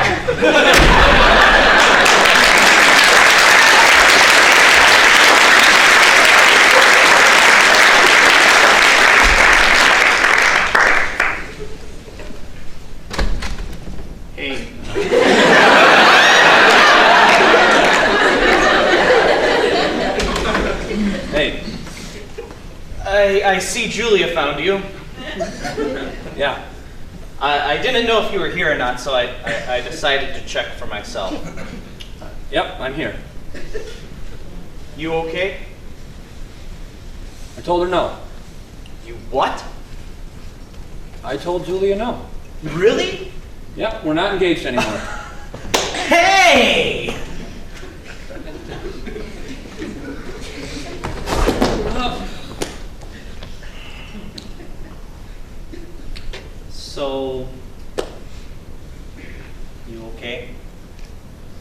Yeah, I mean, I feel like I did the right thing. And you didn't panic? No, not one bit, but she did not take it well. But you didn't panic. I'll be honest with you, Charles. Seeing Julia storm down the hall just now, I probably would have panicked. No, I was pretty sure of myself. So why do you look like you got hit by a truck? I don't know. I haven't showered in 2 days. That's great. No, there's something else. Well, I mean, I guess I just don't know what to do next. Julia's gone, and I seem to be pursuing a girl I only knew as a kid. Yep. Isn't there something wrong with that? I don't know. You think about her a lot, right? All the time. And this is the only girl you've ever felt totally comfortable around, right? That was almost 20 years ago, Stan. Yeah, so it's a little weird, but look at this place, Charles! You're obsessed! It looks like you've scoured Chicago for every last jar of Dutch apple jam from Dutcher Farms in Maine. You obviously have more than a passing interest in this girl, or you just like the jam. What if it isn't her? What? Are you having doubts now? You had to convince me, remember? I never wrote her. Huh? Just before she moved away, she kissed me and gave me her address. Told me that she wanted to stay in touch, that she wanted me to write. She helped me so much, in so many ways, but I threw away her address, cut her out of my life. How can I face her now? You were sad and angry. That was a long time ago, Charles. Don't beat yourself up. I thought that by becoming a psychologist, I could help figure out why I'm such a basket case. Besides, therapy's cheap when your colleagues are therapists, right? It seems like you've come a long way. Healing doesn't happen overnight. I'm sick of healing. I want to be healed. You've had a difficult past, Charlie, I know, but you never talk about your family growing up. You say you stopped talking as a kid when your dad died? Do you want to talk about it? Not really.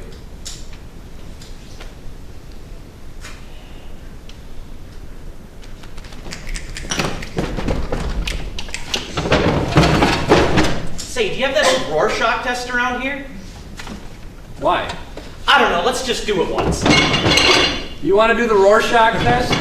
Nobody does the Rorschach test anymore. Yeah, that's why we should do it. Just for laughs. Come on. Fun with science. Old science? Yeah, whatever. Come on, we won't even do the real thing. Just for laughs. It's on that top shelf. Wow, look at this old thing. Pretty cool. All right, Charles, you sit across from me. Make yourself as comfortable as possible. All right.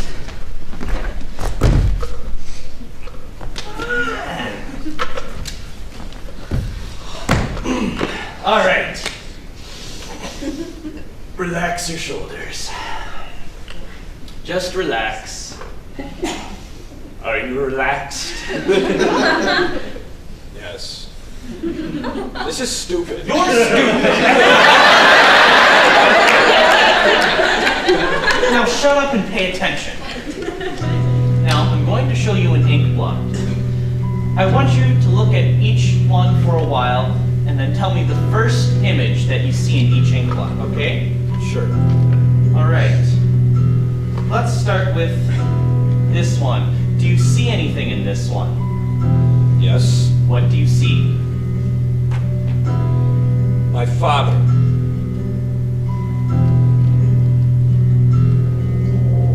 Born to a man and woman is a son.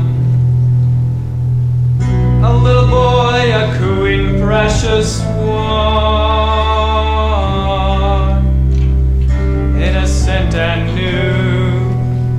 Into a world that that's blue. Pain begins.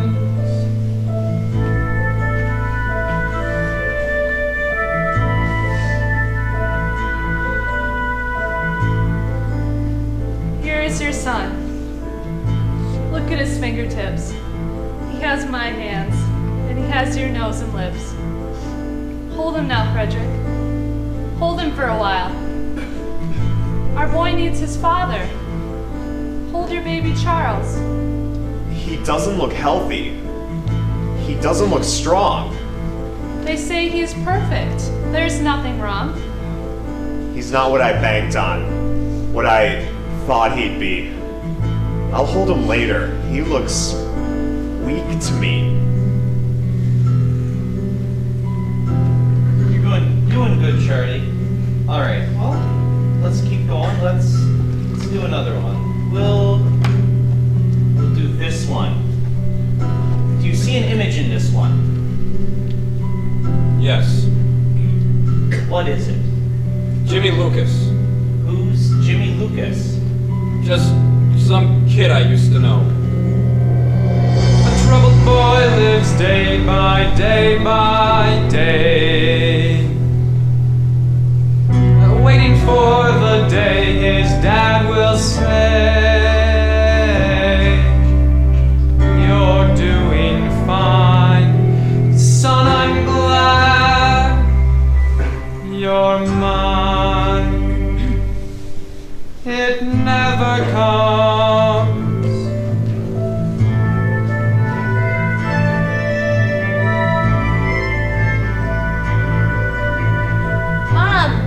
Just saw Jimmy Lucas hug his dad today. His dad was proud he got a B for his spelling grade. Frederick, on his spelling test, Charlie got an A. Do you want to hug me, Dad? That's not how men behave. Charlie got beat up. Boys at school made him bleed. A little fighting builds boys up. That's just what Charles needs. Charlie got sent home today from school, after recess. I got in a fight, Dad. I beat up Jimmy Lucas.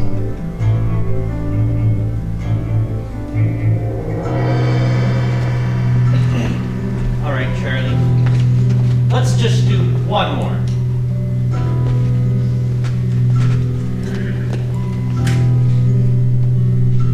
Let's do this one. Do you see anything in this one?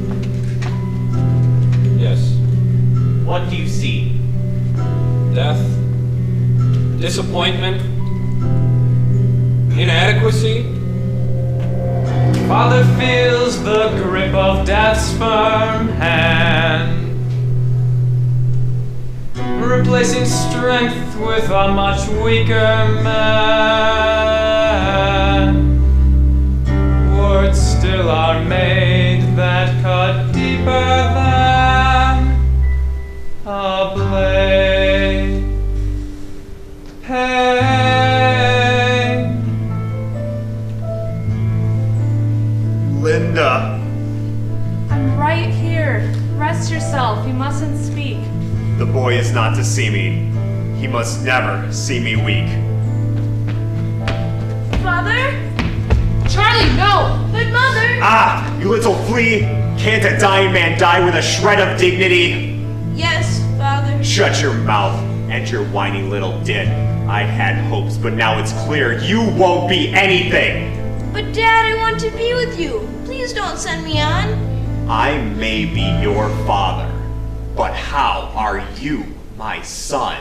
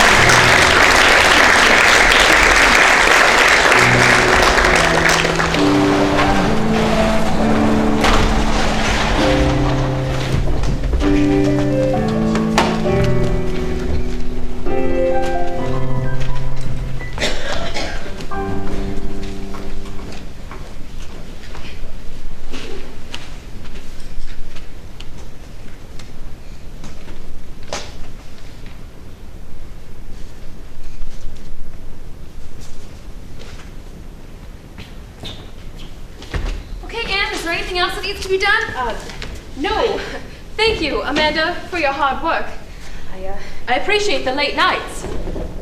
The fall is a busy time for us. It's my pleasure, Anne, as always. Should I gas up the truck when I run to Nickerson's tomorrow? Yeah, that would be great.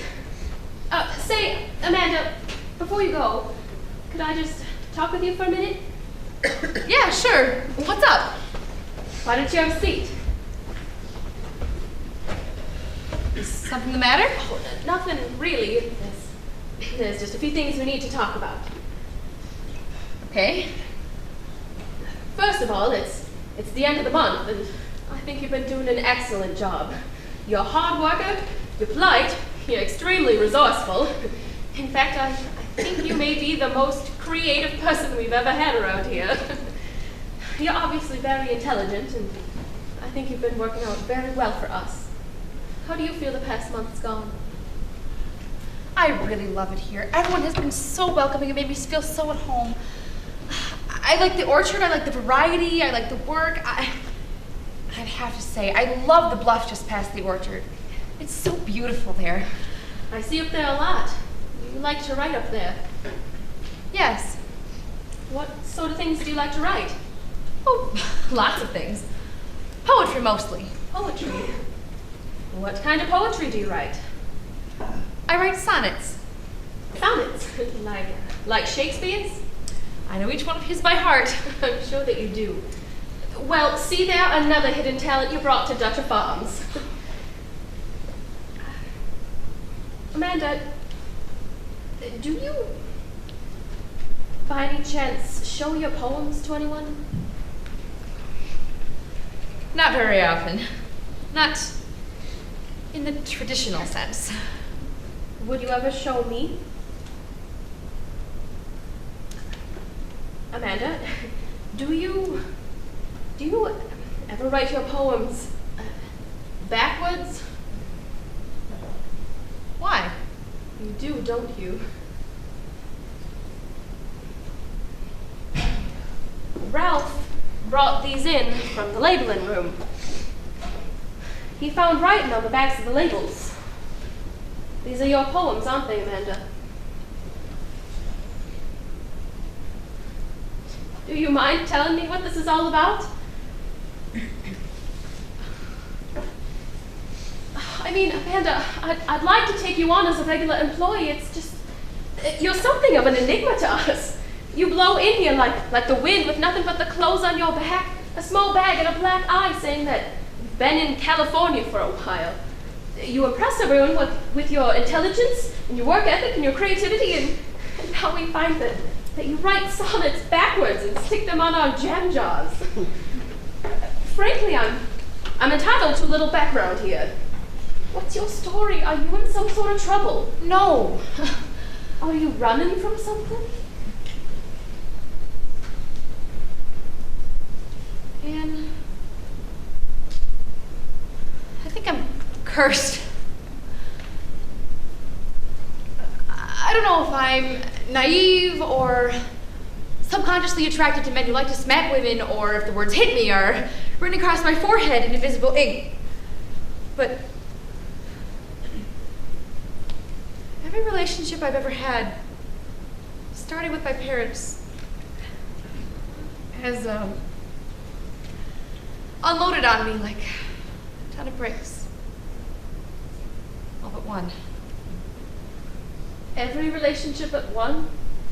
Yeah. I was a kid, but the memory of that one gives me hope that someday I might have something like that again. Poetry is the vehicle for my hope, Anne. I've been sending sonnets out into the world since forever, in any and every way possible. I won't put them on the back of jars anymore. I would like to stay. It feels safe here. Amanda, are you running from something?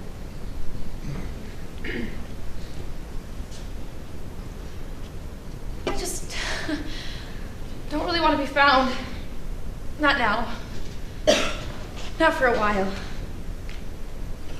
But I guess, in a way, I'm sort of searching, too. I'm not making much sense. I guess I can't explain it. Amanda.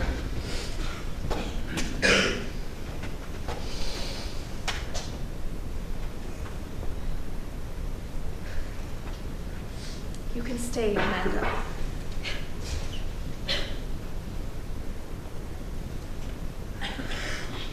I want you to stay.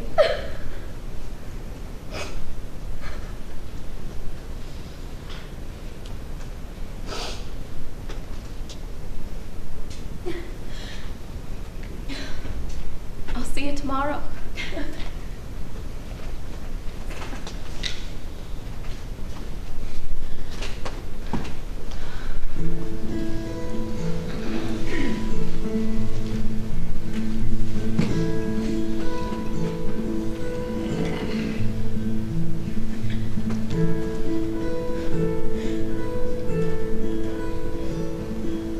I don't know adventure. I've never seen much more than where I am now. Somehow, this girl, it seems, has seen a lifetime of bouncing around like a ball. That's all.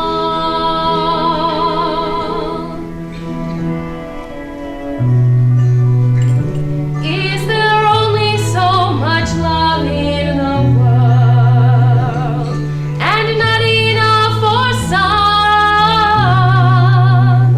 How does happiness move into despair? What about the lonely ones? I can't say that I understand, but if she's in need, I'll do what I can. A broken heart needs to stop running before it can mend.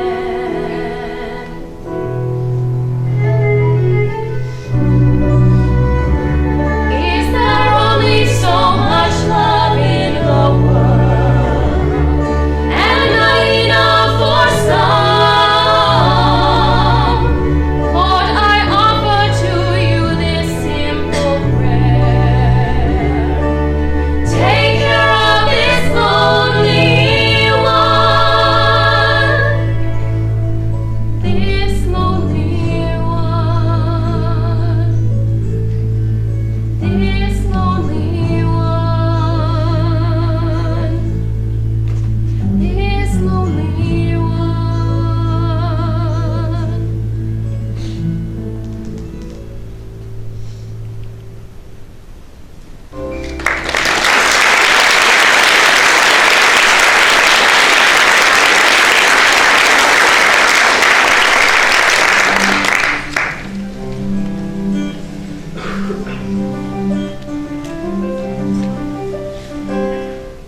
More light is coming our friend's way. Light? Hope. Where would you like it? Shine it right down there, if you please. No problem. Yes, sir.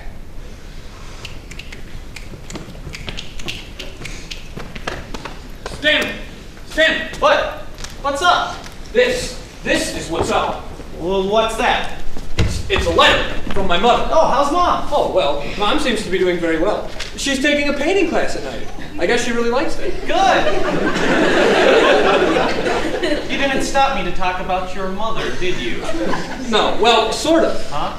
Amanda called my mother. She did? Yes. When did she call? Here, listen. Dear Charlie, I'm sorry things with you and Julia didn't work out. Since you wrote and informed me that your engagement has been called off, I was reminded of a tidbit of news that I may have been negligent in passing on to you. Amanda Wells. You remember Mandy, your childhood friend?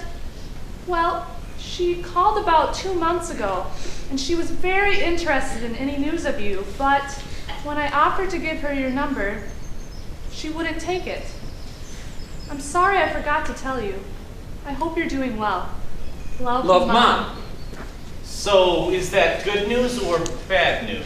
She called. She was looking. That's good news. Yes, that's good news. I think this is the boost of confidence that I needed. Great! I think I can face her now. I want to face her. Oh, there's the confidence, Charlie! I want to do it. I have to do it. All right! But I need your help. Oh, boy. Listen, Stan. You believe me, right? That Mandy's the one writing the sonnets on the back of the jam labels? Come on, Stan. This is when I need you. Don't be a wuss. Yeah. She's the one. Okay. So those jars all come from Dutcher Farm Orchards in Maine. I found out where that is. It's in Heartland, Maine. Okay. Next week, the Society has another meeting in Portland, Maine. Yeah. And I'm on the schedule to deliver a paper again. You're on the roster again with such short notice? How'd you pull that one off, Charlie? I guess they still wanted me, even after I bombed last time.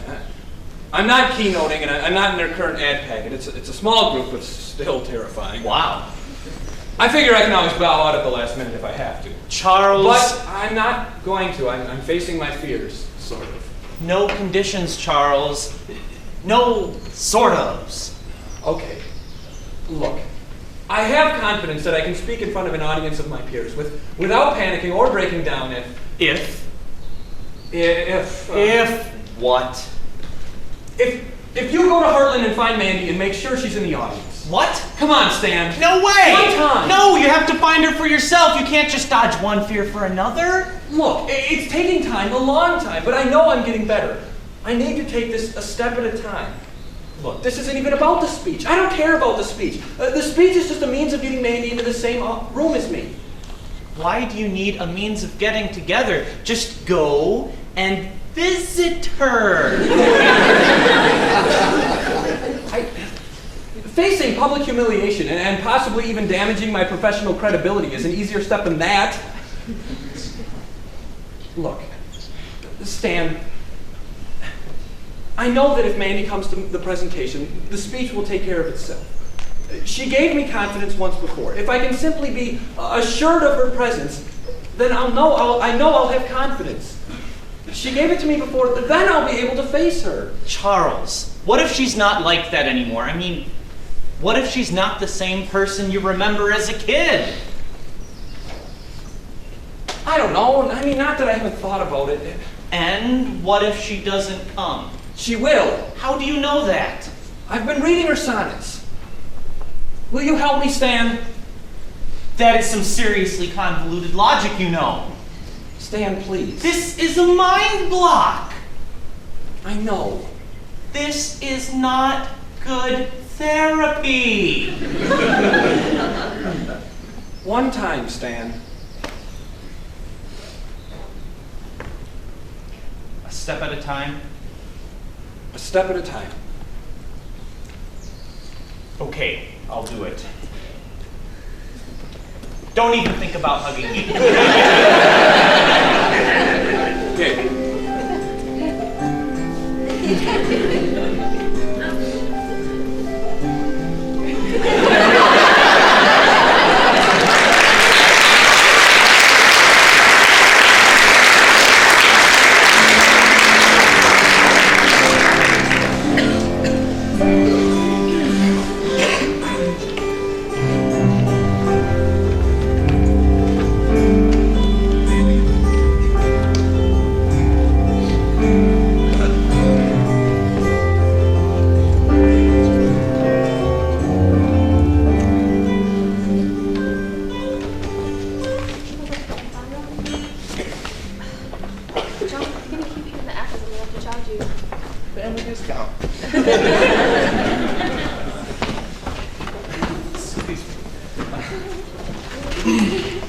Excuse me. Good afternoon. Is there something I can do for you? As a matter of fact, yes, I'm looking for somebody who might work here. Okay, can I get the name of the person you're looking for? Amanda Wells. Is everything okay? Yes, sir. Everything's fine. So, Yes? Is there an Amanda Wells who works here? She might go by Mandy. Wells? Yes, Wells. Well, I can tell you right now that name doesn't ring a bell. There's nobody by that name? Oh, well, it's possible. It's just the name's not a familiar name to me. Do you really have that many employees that you can't remember the names of the people who work here? Doesn't strike me as that big of a place. So, we are round in the corner of harvest season. We have a lot of workers who freelance at this time of year, and if you're expecting me to keep track of everybody's name right off the top of my head... Oh, no, but surely you must have records of those on your payroll. I can't imagine it would take too long to look up. Listen, Mr... Anderholm. Stanley Anderholm. Mr. Anderholm, do you work for the government? No, I'm a psychologist. Are you a friend of Amanda Wells? Aha! She does work here. Does she know you? No, I'm here for a friend. His name is Charles. It's a long story. Listen, could I please just talk to Amanda? I need to talk to Amanda.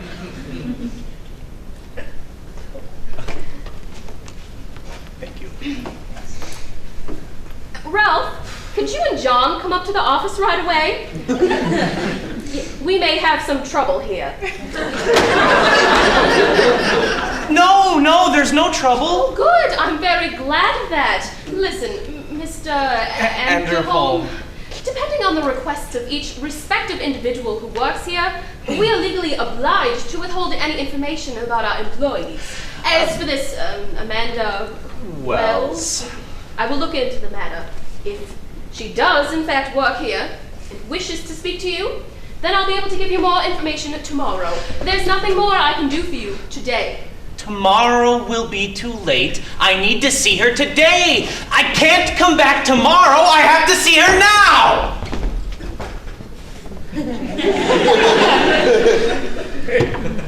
Sir, if you're going to cause a scene, we're going to have to ask you to leave. Okay, listen. This label comes from this orchard, right? Yes. Look on the back. Have you ever seen anything like that before?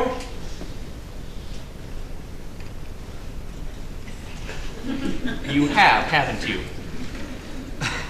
Look, I'm here for a friend. His name is Charles Eliot. Charles has a poem from his childhood best friend. Her name was Amanda Wells. He showed me her poem, and it looks just like that. Every hook of the J, every dot of the I is an exact match, and it's backwards. Listen, gang, I know Amanda works here, is here, or something.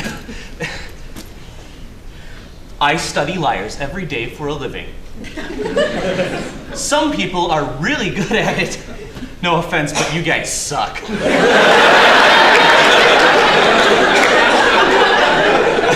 Refreshing, actually, very refreshing.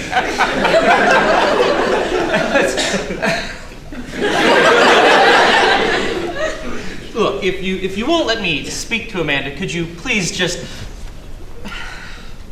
give her this note for me? Look, Charles is giving a speech. He's delivering an academic paper tomorrow afternoon at a meeting of the National Psychology Society in Portland tomorrow at 4 o'clock at the Heritage Miles Hotel. Look, it's very, very, very important to Charlie that Amanda comes to this. Look, it's also very important that Amanda gets this note. She needs to see it today. Will you give her this note? She'll get the note.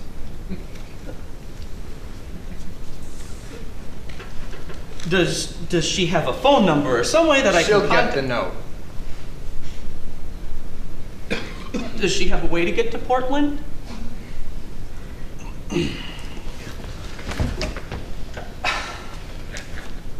Look, this is for a gas ride, taxi, something. Could you please make sure that Amanda gets this too? Well, thanks for all your help, guys. I'll just see myself out. Toodles!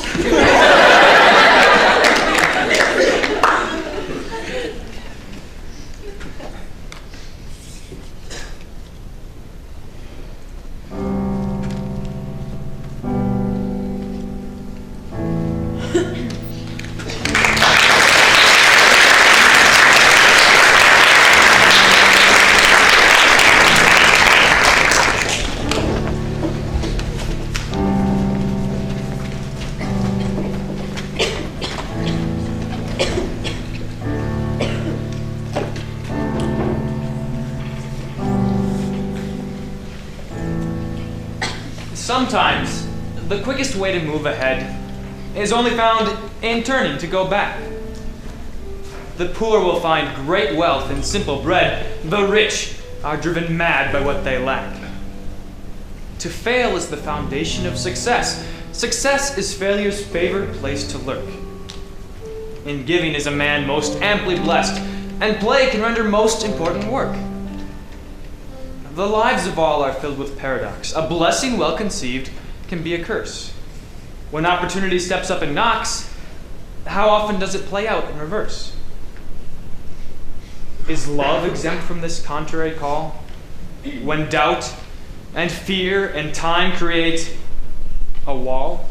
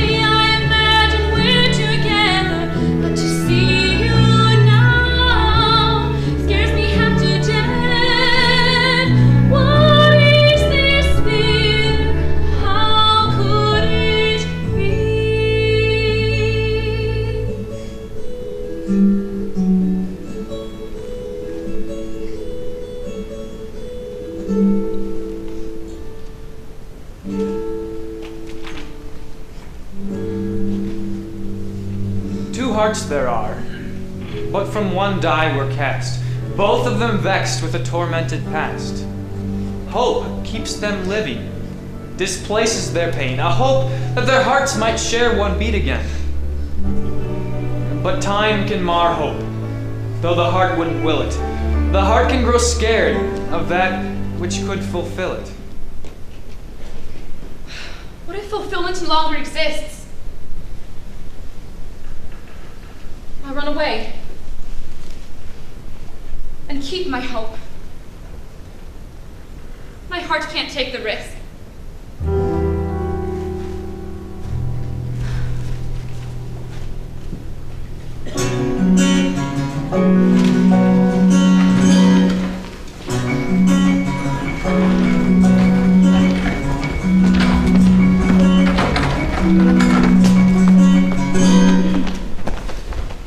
I'm telling you, it wasn't easy going. Okay, but she's there? They didn't openly admit that she's there, but she is. There isn't a doubt in my mind. So, you left a note for her? I left a note mentioning this speech and that it was very important to you that she be here for it. I left some money as well, just in case she didn't have a ride. But you don't know if she's coming or not. I have absolutely no idea. Those people were tough nuts to crack. The head lady seemed perfectly nice. Then when I mentioned the name Amanda Wells, she got really weird and mother hennish. Stanley, she's gotta come. My speech is next. I'm on in less than 5 minutes. Oh, way more people showed up than I You're thought. a popular guy. This isn't good. Listen, Charlie, don't panic. I have a hotel steward looking over the registration list right now. She might be in the room. Shh, just don't worry. What if she didn't get the note? Do you think she got the note? I have no idea. Oh. Yeah, I think she got the note. Well, if she got the note, she would come, right? You're asking me? You told me she'd be here. Excuse me, sir. Yes. What did you find out? There doesn't seem to be anyone by the name of Amanda Wells on the registration list, sir. Were there any backward signatures on the list? Pardon me, sir. Were there any signatures that looked like they were signed backwards? I didn't notice any backward signatures, sir. Would you like me to go and check again? Sure, go check again.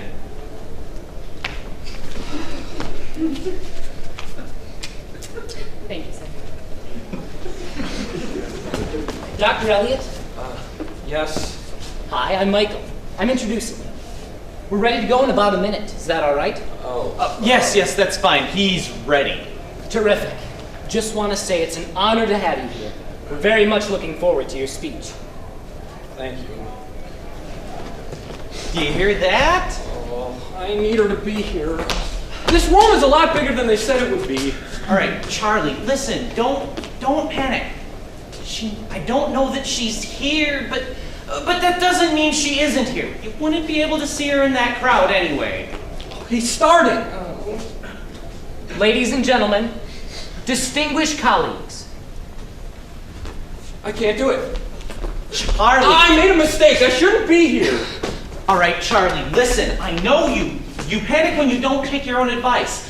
You're fooling yourself into thinking that your future life and happiness are all hinged on the presence of a girl. Am I close? That's a lot of pressure to put on one little girl, isn't it? She's a woman now. No, Charles, you only know the little girl. The woman is out there somewhere. She might be in the room. She might not be. But the little girl is right here.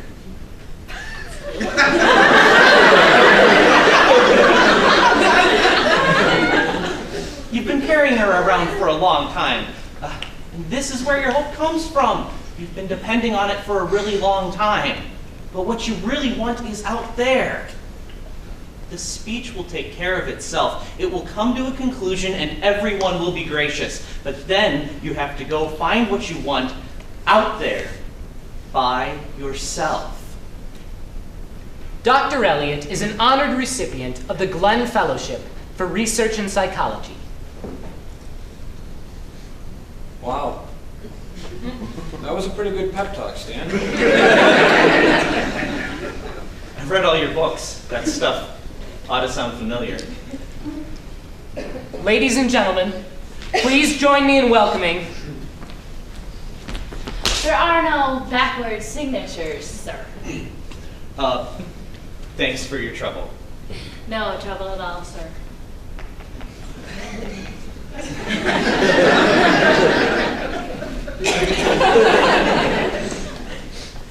This speech is nothing.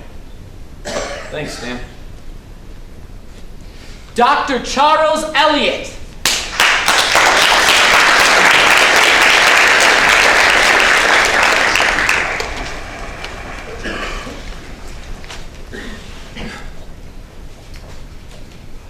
Hi.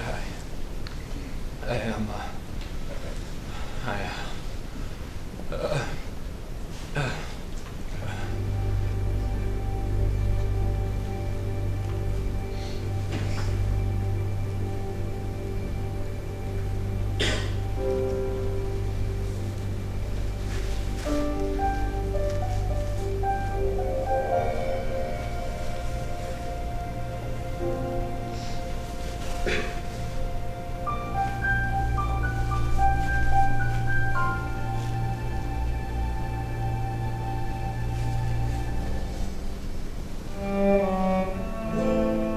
behind the scenes of our daily reality, there's a crew who's setting the stage. There's an author who writes it all carefully. We take our cues from the page. The world is a stage and life is a play, a well-written, drama-filled, poetic universe. We are all made for the parts that we play, and every so often the spotlight's on us. And every so often the spotlight's on. Ladies and gentlemen, I'm honored to be here. Today I'd like to talk to you about perception.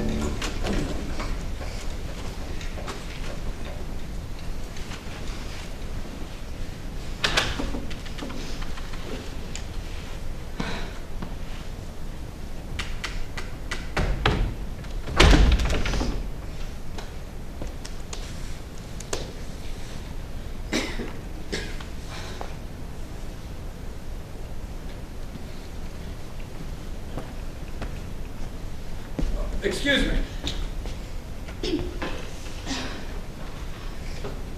The orchard is closed to visitors. It'll be open again tomorrow at 9. Oh, well, I was just looking for someone. I think she works here. Might you know anyone by the name of Amanda?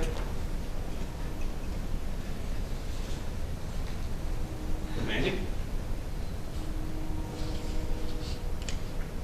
Charlie?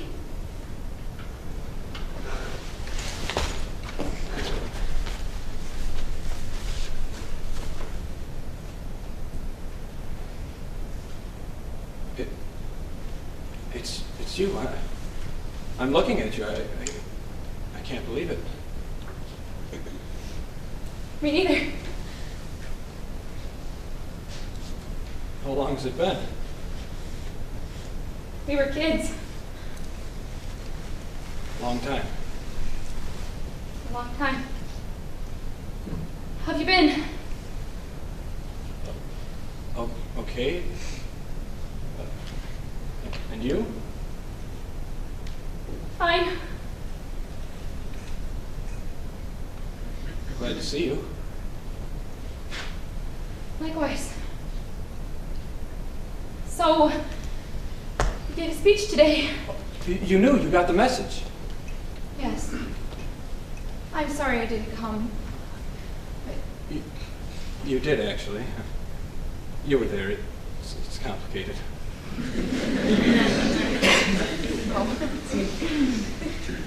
It went well? It went okay, I guess. I don't really care. I think you're doing really well, Charlie. I've read your books. They're very good. You've read my books? Yeah. Published Doctor of Psychology. I always knew you'd be something great. And I guess other congratulations are in order too. What for? Well, you're getting married, I hear. No. What? No, I'm not getting married. When I talked to you, I thought... I'm sorry. I guess I heard that you were engaged to someone. I was. I'm not anymore. What happened? I started getting your letters. Letters? Yes. I wrote my last letter to you when I was 12. Oh, well, yeah, but... Charlie, you were supposed to write back to me if you wanted to stay in touch. Did you want to stay in touch? Yes. Then why didn't you write me? You never wrote me. You could have written me just one lousy letter. Why didn't you write me? I don't know. You don't know? You were my best friend, Charlie. Look, Mandy, it was a stupid mistake, and I've been sorry for it for over half my life. Mandy, I wanted to love my fiancée. I wanted to say that she was the best thing that ever happened to me, but I couldn't, because you were. Then I got these. What are those? They should look familiar. 97 of them.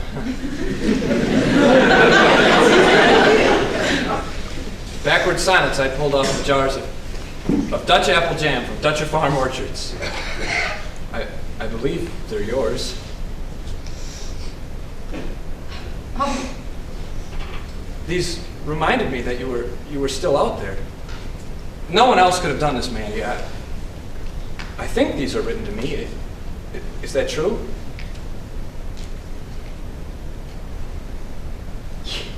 you found 97 of them?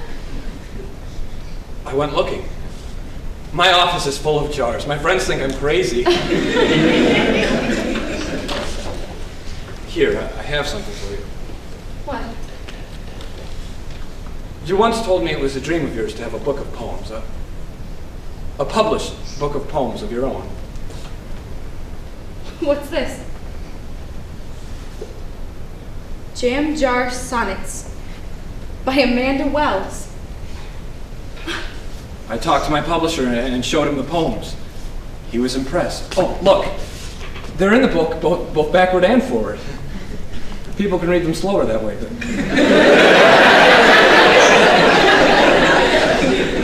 The way you wanted them to.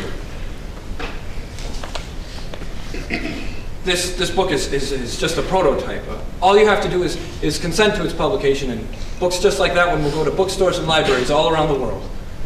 No more hiding your poems under rocks or in the nooks of trees or even on the back of jam labels.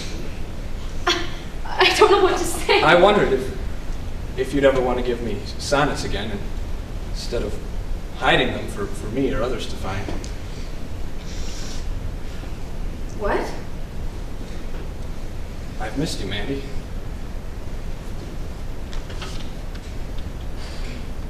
Mandy, I'd like for us to get to know each other again. Look, I know your life hasn't been easy. I know you've been hurt by a lot of people. How do you know that? It's in your sonnets. My sonnets? You think you can understand all that? Yes, I think so. I'd like to help if I can. Help? Yes.